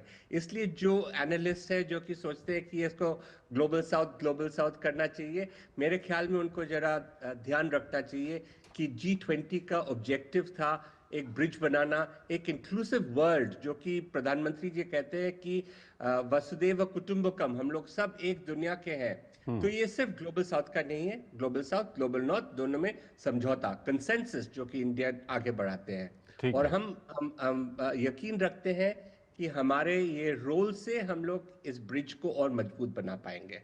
ठीक है रुचिता जी, अब एक जो भारत का काफ़ी महत्वपूर्ण कंसर्न है, भारत की बड़ी चिंता है, भारत अंतर्राष्ट्रीय मंचों पर इसकी आवाज़ भी उठाता रहा है, वो है टेररिज्म और साथ ही साथ एक्सट्रीमिज्म। इसको लेकर के क्या कुछ आप कहेंगे, क्योंकि G20 में भारत किस तरह से इसको रख सकता है और भारत के ये जो कंसर्न है ये काफ़ी महत्वपूर्ण है। देखिए G20 जो है उसमें जो मुद्दे डिस्कस किए जाते हैं वो सारे इकोनॉमिक बिल्कुल मुद्दे डिस्कस किए जाते हैं। मैं मानती हूँ कि भारत के लिए इस समय बहुत ही महत्वपूर्ण है कि वो अपने जो विचार हैं कि किस तरह से जो टेररिज्म का मुद्दा है उससे निजात पाई जाए, किस तरह से सारे देश चाहे वो ग्लोबल नॉर्थ के हों ग्लोबल साउथ के हों वो मिलकर जो है इससे जूझें और इसके सॉल्यूशंस निकाले जाएं। वो चीज़ तो है, भारत ज़रूर चाहेगा कि इस चीज़ पे विचार हो, बट वो जो है इसकी जो वर्किंग है और जो क्रूशल एरियाज ऑफ डिस्कशन है उसमें नहीं आएगा। मगर प्रधानमंत्री अपने भाषण में इस बात पे जोर दे सकते हैं कि सारे लोग, सारे जितने भी देश हैं वो मिलजुल के आतंकवाद से का सॉल्यूशन, क्योंकि ये भारत ही नहीं इस प्रॉब्लम से डील कर रहा है, विश्व भर में जो देश हैं वो टेररिज्म से पीड़ित हैं इस समय, और टेररिज्म का जो है कोई ना कोई सॉल्यूशन निकालना चाहिए और सोच इसकी सबको मिलजुल कर करेंगे तभी सॉल्यूशन मिलेगा, क्योंकि ये एक देश जो है इसका सॉल्यूशन नहीं निकाल सकता। ठीक है एम्बेसडर भट्टाचार्य, क्या फाइनल कम्युनिके जो आएगा उसमें ये इसका जिक्र हो सकता है टेररिज्म का? जी मेरे ख्याल में, क्योंकि आपको पता है कि इसके 2 ट्रैक है G20 में, एक शेरपा ट्रैक जिसमें पॉलिटिकल स्टेबिलिटी ये सब इश्यूज भी डिस्कस होते हैं, और एक इकोनॉमिक ट्रैक है जिसमें मोस्टली इकोनॉमिक इश्यूज अर्थनीति का विषय है। तो जो कंसेंसस डॉक्यूमेंट जो बनता है, जो कि समिट डिक्लेरेशन होता है, दोनों का इसमें कुछ असर रहता है। मेरे ख्याल में ये जो टेररिज्म एक्सट्रीमिज्म का सवाल है ये बहुत महत्वपूर्ण है, क्योंकि जैसे कि हमारे को पैनलिस्ट ने बताया, ये सिर्फ भारत का समस्या नहीं है, ये विश्व भर में एक समस्या है। और इसमें 2 एक्चुअली ऐसे एक्टिविटीज है, दो ऑर्गेनाइजेशंस है जिसमें G20 का काफी प्रभाव है। एक है FATF financial action task force, जो कि पहले बहुत सारे कंट्रीज को, पाकिस्तान को भी ग्रे लिस्ट में डाला हुआ था, और दूसरा है यूनाइटेड नेशंस का सैंक्शंस कमेटी, जिसमें भी कुछ रिफॉर्म्स निकालने की जरूरत है, क्योंकि हम लोग सरासर देखते हैं कि एक UN का मेंबर ऐसे लोगों को या ऐसे संस्थानों को जो कि टेररिस्ट संस्थान है उनको एम्पैनल करने से रोकने की कोशिश करता है, टेक्निकल ब्लॉक्स निकालता है, तो उसमें भी रिफॉर्म होने की ज़रूरत है। और इन दोनों के बारे में मेरे ख्याल में पिछले जो कम्युनिकेज थे उसमें भी जिक्र था, और मेरे ख्याल में इस बार भी इसके बारे में जिक्र होगा। ओवरऑल पीस एंड स्टेबिलिटी का जो असर है, जो कि हम लोग देख रहे हैं यूक्रेन में हो या अभी गाजा सिचुएशन कुछ स्टेबलाइज हुआ है कुछ हद तक, लेकिन ये सब मामला और भी चीज़ों पे, अर्थनीति पे भी, पॉलिटिकल स्टेबिलिटी का जो इम्पोर्टेंस है उस पे भी, तो ये सारे इंटरकनेक्टेड है, कुछ जिक्र जरूर रहेगा। बिल्कुल, जो दिल्ली की जो जीरो टॉलरेंस पॉलिसी है, हो सकता है कहीं ना कहीं उसका जिक्र हो और वो G20 में भी इसको उठाए और कुछ ना कुछ ठोस पहल निकल कर आए। रुचिरा जी, जहाँ पर बात हो रही है डेब्ट क्राइसिस एंड फाइनेंसिंग, इस बार जो डेब्ट सस्टेनेबिलिटी है उस पर भी साउथ अफ्रीका का खास फोकस है। किस तरह से देखते हैं जो डेवलपिंग नेशंस के लिए एक ब्रेटन वुड्स सिस्टम पर दबाव बढ़ाने का भी यहाँ पर एक मौका है, ऐसा पॉसिबल हो सकता है? हाँ, देखिए जितने भी विकासशील देश हैं वो इस समय जो है डेट की समस्या से पीड़ित हैं। वो चाह रहे हैं कि इसका कुछ ना कुछ सॉल्यूशन दिया जाए, और अफ्रीका की मिट्टी में ये सम्मेलन हो रहा है, और अफ्रीकी देश जो हैं वो तो इस समस्या से बहुत ज़्यादा जूझ रहे हैं, और वो चाहते हैं कि कुछ ना कुछ सॉल्यूशन निकले जिससे कि इस समस्या से जो विकसित देश हैं वो इनको कुछ ना कुछ रियायत दे, ताकि जो इनका जो डेट है वो दूर हो।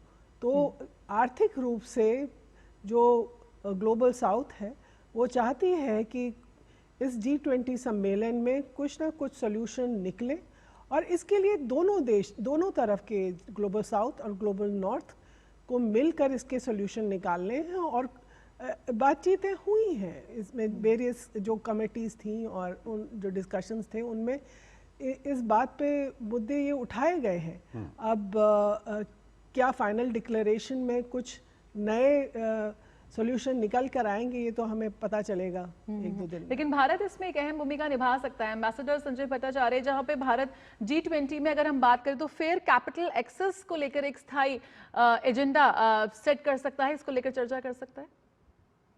जी, आज के दुनिया में आप देख रहे हैं कि डेट क्राइसिस जो हम पहले सोचते थे हाईली इंडेटेड पुअर कंट्रीज यानी कि HIPC कंट्रीज का सबसे ज़्यादा इम्पोर्टेंट है, वो बहुत इम्पोर्टेंट है और उनको असर बहुत ज़्यादा होता है। उनका ज़्यादातर HIPC कंट्रीज अफ्रीका कॉन्टिनेंट में है और इसलिए बहुत ज़रूरी है कि उनको मदद करने की हम लोग कुछ उपाय निकालें और कुछ प्लेटफॉर्म्स बनाए जिससे कि कुछ स्टैंडर्डाइजेशन हो। काफ़ी काम इस पे हो चुका है, बाली से लेकर नई दिल्ली सम्मेलन में इसके बारे में जो डेफिनेशनल इश्यूज थे, क्योंकि ये कुछ सॉवरेन डेट है जो कि देश का होता है और कुछ कॉर्पोरेट डेट भी होता है जो कि नॉन सॉवरेन होता है लेकिन देश पे उसका बहुत भारी असर होता है और उनको कैसे ट्रीट किया जाए और उनको कैसे रोल ओवर किया जाए, इसके बारे में काफ़ी बातचीत हुई है। लेकिन एक नया समस्या आया है जिसके बारे में मेरे ख्याल में कुछ बातचीत होगी, क्योंकि आज आप देखते हैं कि सबसे ज़्यादा इंडेटेड कंट्री है यूनाइटेड स्टेट्स। उसका जो $38 ट्रिलियन का डेट है, क्या वो एक्सप्लोड करेगा? क्या इस वजह से उसका ग्रोथ स्लो डाउन कर रहा है? और उसके स्लो डाउन के वजह से जो इमर्जिंग कंट्रीज है जैसे कि इंडिया है और बहुत सारे जो ग्लोबल साउथ के कंट्रीज है, ये हमारा जो प्रोग्रेस है इसको जरा स्लो डाउन कर देता है क्योंकि हमें वो मार्केट्स नहीं मिलते हैं। तो उनका जो डेट सिचुएशन है जो कि पेरिस क्लब में ज़्यादा इसका बातचीत होता है, इसका भी बहुत इंपॉर्टेंस है। और आपको याद होगा कि जब ग्लोबल फाइनेंशियल क्राइसिस के वजह से जब G20 बना था, ये एक बहुत अहम मुद्दा था। हम लोग जब G20 में आए उसके बाद वो डेवलपिंग कंट्रीज का प्रॉब्लम्स, पुअर कंट्रीज का प्रॉब्लम्स भी हम लोगों ने इंक्लूड किया, बट ओरिजिनली ये स्टेबिलिटी का मामला था और ये भी फिर से दोहराना जरूरी है।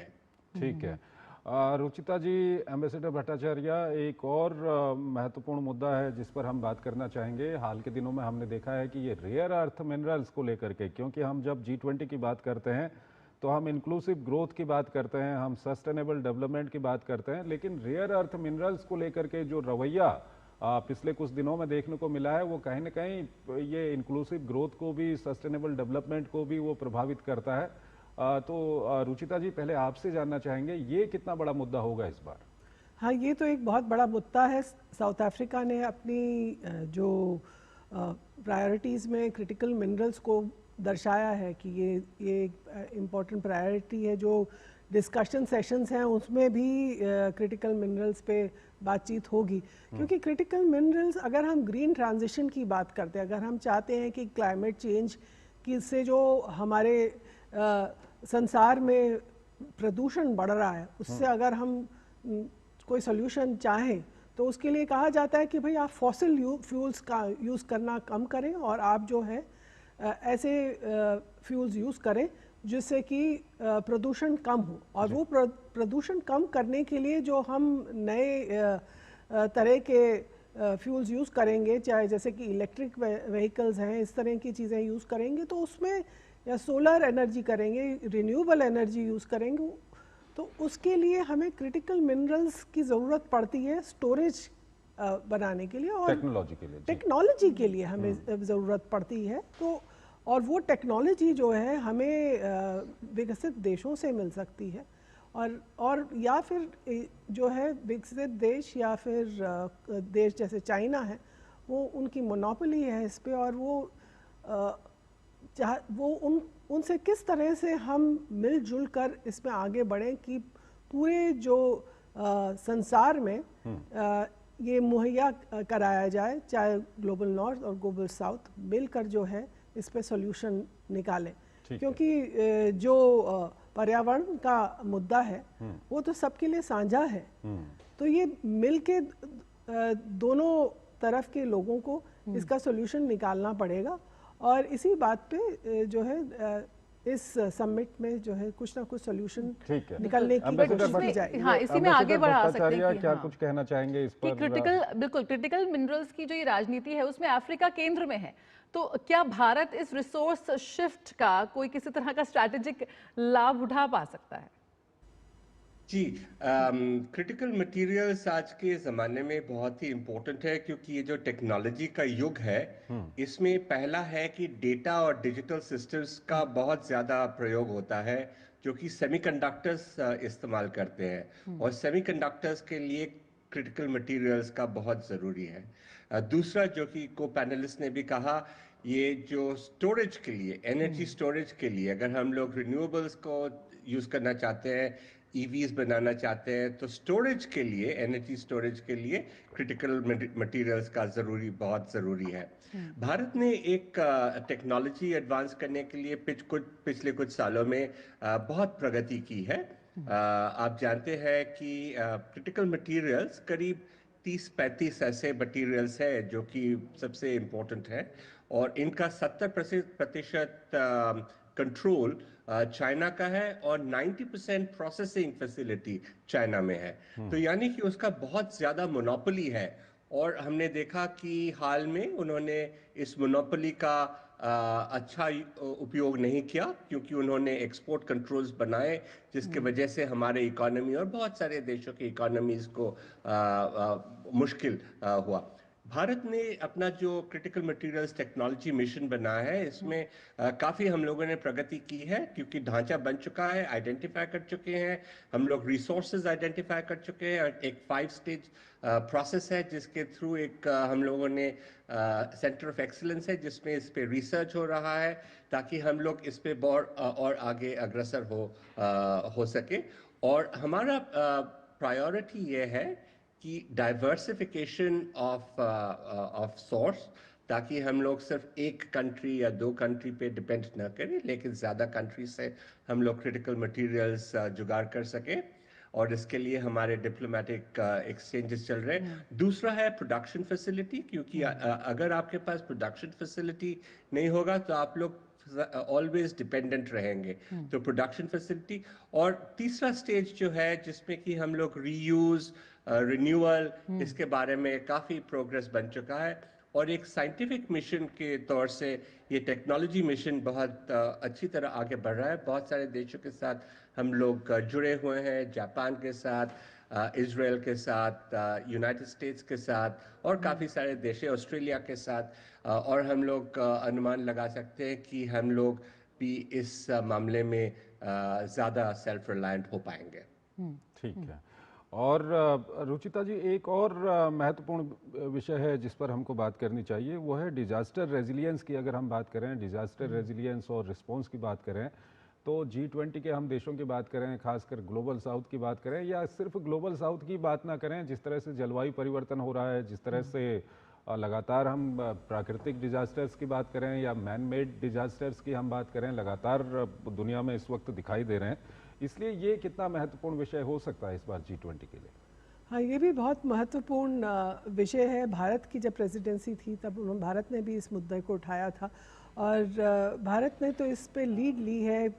Coalition of disaster resilience infrastructure को फॉर्म किया है।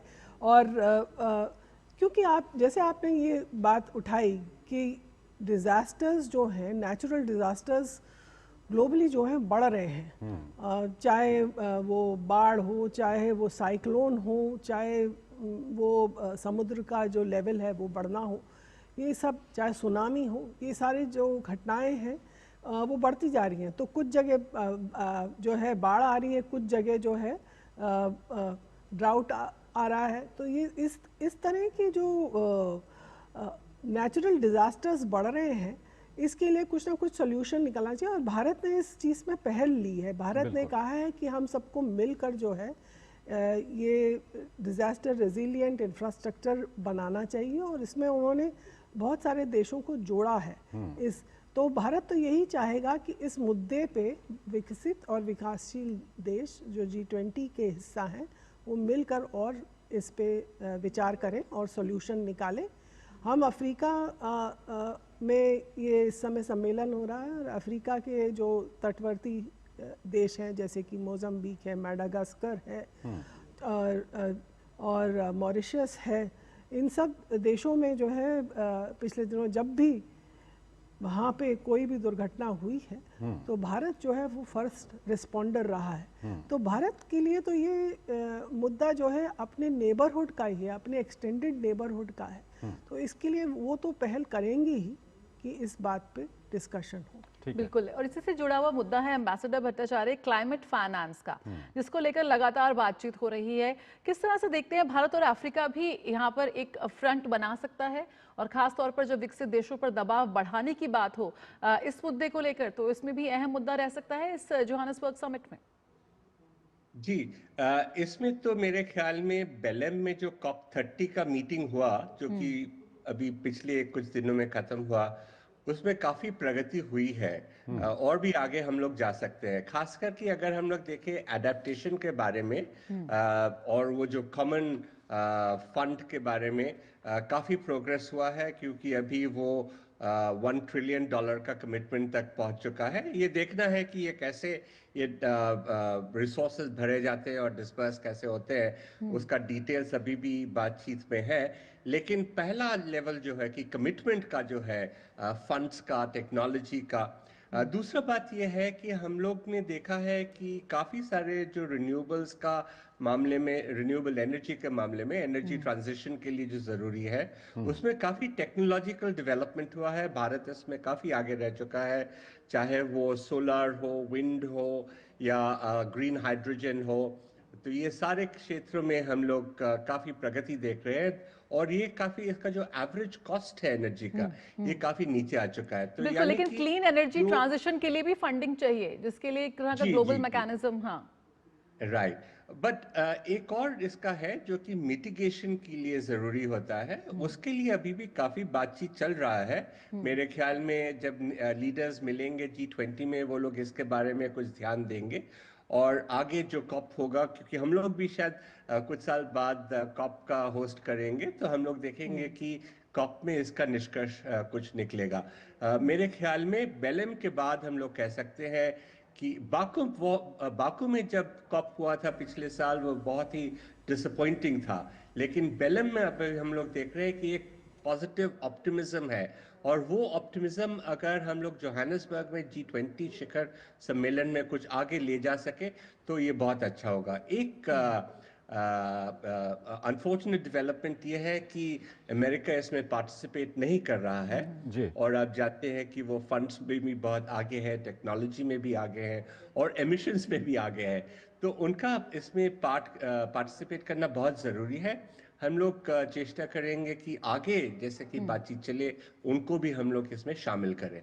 ठीक है रुचिता जी, एक और महत्वपूर्ण विषय है जो प्रधानमंत्री मोदी विभिन्न अंतर्राष्ट्रीय मंचों पर उठाते रहे हैं, और G20 की हम बात करें तो G20 में भी शायद ये मुद्दा वहां पर उठाया जाएगा। यह है ग्लोबल इंस्टीट्यूशंस में जो रिफॉर्म की मांग लगातार भारत करते रहा है, और हाल के दिनों में हमने देखा है, हाल के वर्षों में, कि भारत की इस मांग के साथ कई सारे अन्य देश भी अब जुड़ रहे हैं। क्या कुछ कहेंगे आप?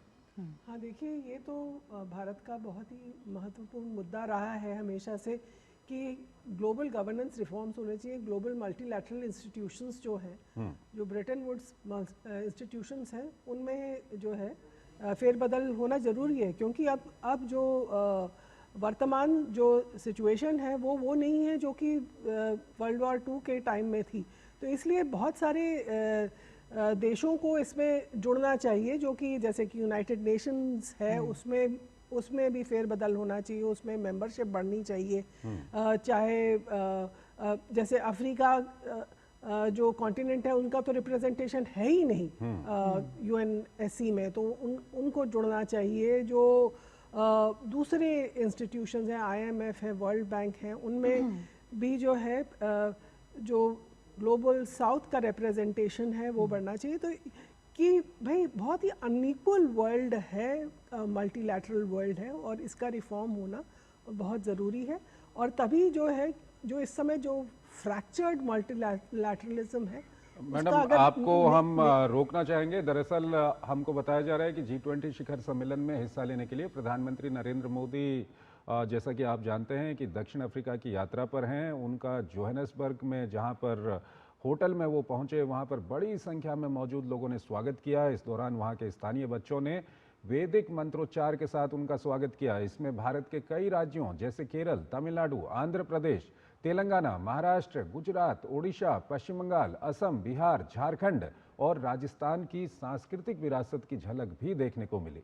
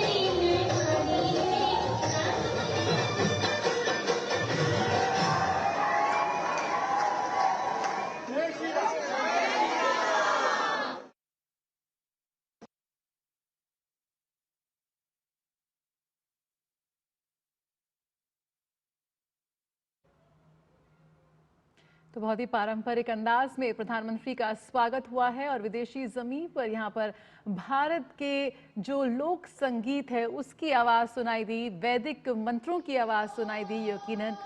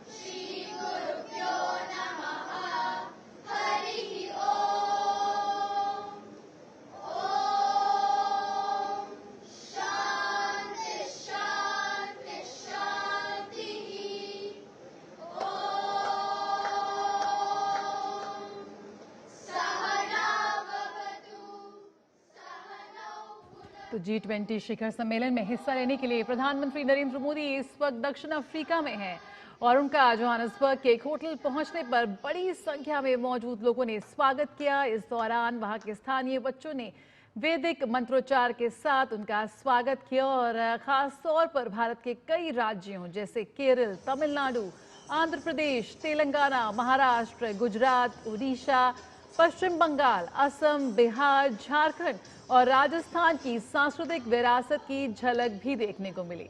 भारत के हर एक राज्य की अपनी संस्कृति है, अपना खान पान है, अपना नृत्य संगीत है, अपनी परंपराएं हैं, अपनी विरासत है और उसी की झलक यहाँ पर बहुत ही खूबसूरती से प्रधानमंत्री नरेंद्र मोदी के सामने पेश की गई। ये भारतवंशी हैं जो भारत से बेहद दूर हैं, लेकिन फिर भी अपनी संस्कृति, अपने नृत्य, अपने संगीत, अपने परंपराओं को बिल्कुल भी नहीं भूले हैं। और कितना खूबसूरत नज़ारा है कि जोहानिसबर्ग में भारत के इन विभिन्न राज्यों की कला संस्कृति को वहां पर देखने का मौका मिल रहा है प्रधानमंत्री नरेंद्र मोदी को। बिल्कुल एम्बेसडर भट्टाचार्य, आपसे जानना चाहेंगे क्योंकि हम अगर G20 की बात कर रहे हैं, G20 दक्षिण अफ्रीका में हो रहा है और प्रधानमंत्री दक्षिण अफ्रीका पहुंचे हुए हैं, तो भारत और दक्षिण अफ्रीका के भी ऐतिहासिक संबंध रहे हुए हैं। चाहे हम आज़ादी की लड़ाई की बात करें, महात्मा गांधी ने अपना जो सत्याग्रह आंदोलन था वो दक्षिण अफ्रीका से शुरू किया था और इस वक्त हम ये देख रहे हैं कि विभिन्न राज्यों की छटा वहाँ पर देखने को मिल रही है। और दक्षिण अफ्रीका की अगर हम बात करें तो करीबन 3% आबादी वहाँ पर भारतीय मूल के लोगों की है। क्या कुछ कहेंगे आप? एम्बेसडर भट्टाचार्य, बहुत सालों से वहाँ पे हैं, लेकिन एक बहुत अहम भूमिका भी अदा करते हैं उसके इकोनॉमी में, उसके पॉलिटी में और सोसाइटी में भी। और हमारे जो प्रवासी हैं वहाँ पे, वो एक तरह से भारत से अलग नहीं हुए हैं, लेकिन वो लोग साउथ अफ्रीका भी आगे बढ़ाते हैं। बहुत सारे भारत के ऐसे लोग हैं, भारतवासी जो कि प्रवासी, जो कि बहुत उच्च स्तर पर भी काम करते हैं। और हम देखते हैं जब भी प्रधानमंत्री जी कहीं विदेश जाते हैं तो ये उनका प्रवासियों का उत्साह और भी बढ़ जाता है। आपने सही कहा कि भारत और दक्षिण अफ्रीका का जो संबंध है वो बहुत ही निकट है, ऐतिहासिक है, इकोनॉमिक स्ट्रेंथ है। और इस बार आप देखेंगे कि सिरिल रामाफोसा, वो साउथ अफ्रीका के प्रेसिडेंट के साथ प्रधानमंत्री जी का जो अलग बातचीत होगी और इप्सा का बात होगा, इसमें हम लोग अपना बायलैटरल रिलेशंस का भी आगे बढ़ाने की बहुत बातचीत होगी। बिल्कुल रुचिता जी, हमने देखा ये तस्वीरें और शुरू में वैदिक मंत्रोच्चार के साथ शुरुआत हुई और उसमें भारत वंशी भी हैं और साथ में दक्षिण अफ्रीका का भी मुझे रिप्रेजेंटेशन दिखा। वो नन्हा सा बच्चा जो संस्कृत में ये मंत्रोच्चार कर रहा था। किस तरह से देखते हैं प्रधानमंत्री के नेतृत्व में भारत की कला संस्कृति आज वैश्विक मंच पर बहुत ज़्यादा फली फूली है, एक सॉफ्ट पावर के रूप में आज उभर कर सामने आई और उसी की झलक इस वक्त हमें देख रहे हैं, जो वहाँ मौजूद भारतवंशियों की खुद की जो उनकी शख्सियत है उसको भी मजबूती प्रदान करती है।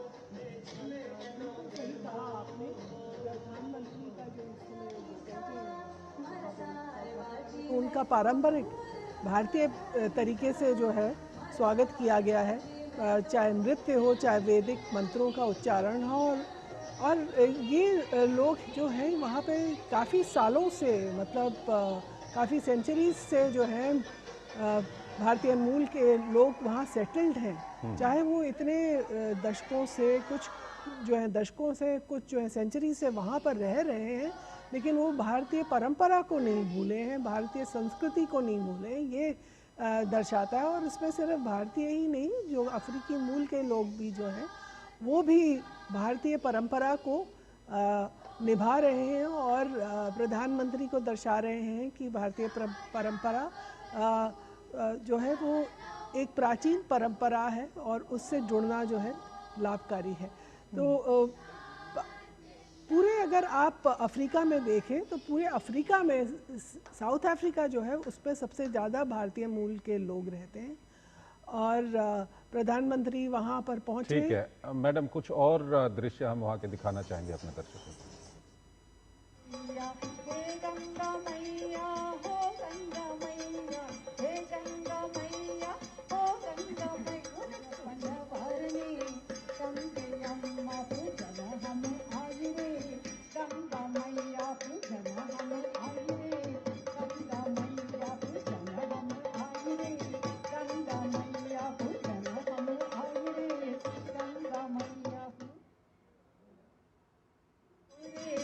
गंगा मैया, हे गंगा मैया, हो गंगा मैया, हे गंगा मैया, हो गंगा मैया, भरणी गंगे अम्मा पूजन हम आई रे, गंगा मैया पूजन हम आई रे, गंगा मैया पूजन हम आई रे, गंगा मैया पूजन हम आई रे, गंगा मैया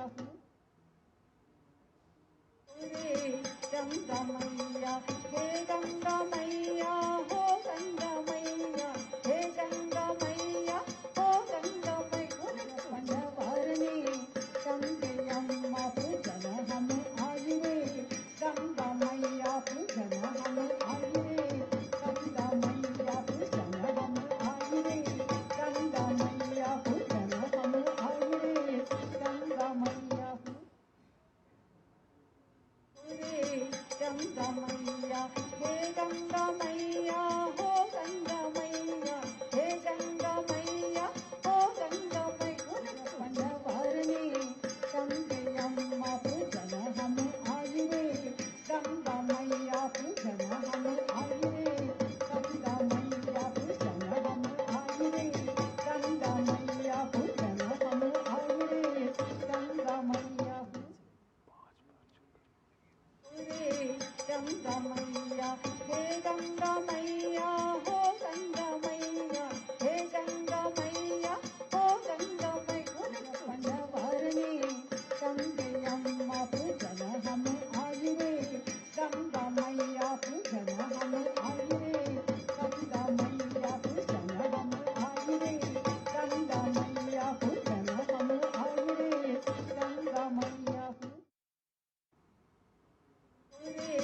गंगा मैया, हे गंगा मैया, हो गंगा मैया। रुचिता जी, ये जो दृश्य हमको दिख रहे हैं, काफ़ी संख्या में वहाँ पर प्रवासी भारतीय हैं और प्रधानमंत्री ने भी जो अपना उनका डिपार्चर स्टेटमेंट है, जब वो आज सवेरे जोहानिसबर्ग के लिए निकले थे, उससे पहले उन्होंने कहा कि वो प्रवासी भारतीयों से बातचीत के लिए काफ़ी उत्सुक हैं।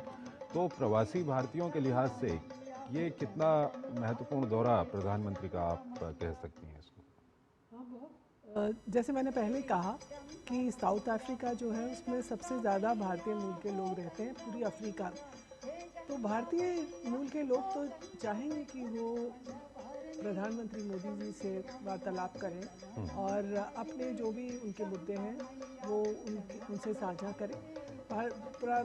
जो साउथ अफ्रीका में भारतीय मूल के लोग रहते हैं वो अपने आप को चाहे भारतीय हैं, परंपरा से भारतीय हैं, लेकिन वो अब साउथ अफ्रीकन भी हैं, ये भी दर्शाता है ये बात। तो वो उनके लिए भारतीय प्रधानमंत्री से मिलके भारतीय परंपरा से जुड़ना जो है बहुत इम्पोर्टेंट हो जाता है कि इस तरह से वो एक अपने सांस्कृतिक जो रूट्स हैं उससे जुड़ रहे हैं। ये जो है बहुत इम्पोर्टेंट हो जाता है।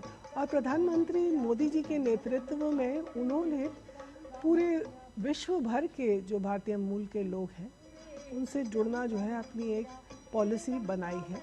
और उसी तरह से साउथ अफ्रीका में भी वो हैं, तो वो चाहेंगे कि वहाँ जुड़ें और जो भारत की जो नई नीतियाँ बन रही हैं डायस्पोरा को लेकर उसे बताएं।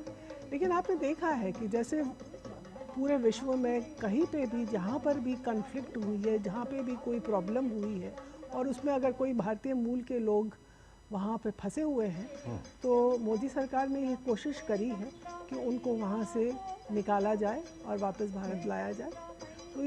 तो प्रधानमंत्री मोदी जो है वो भारतीय मूल के लोगों के लिए उनकी बढ़ोतरी के लिए अपनी नीतियाँ बढ़ा रहे हैं।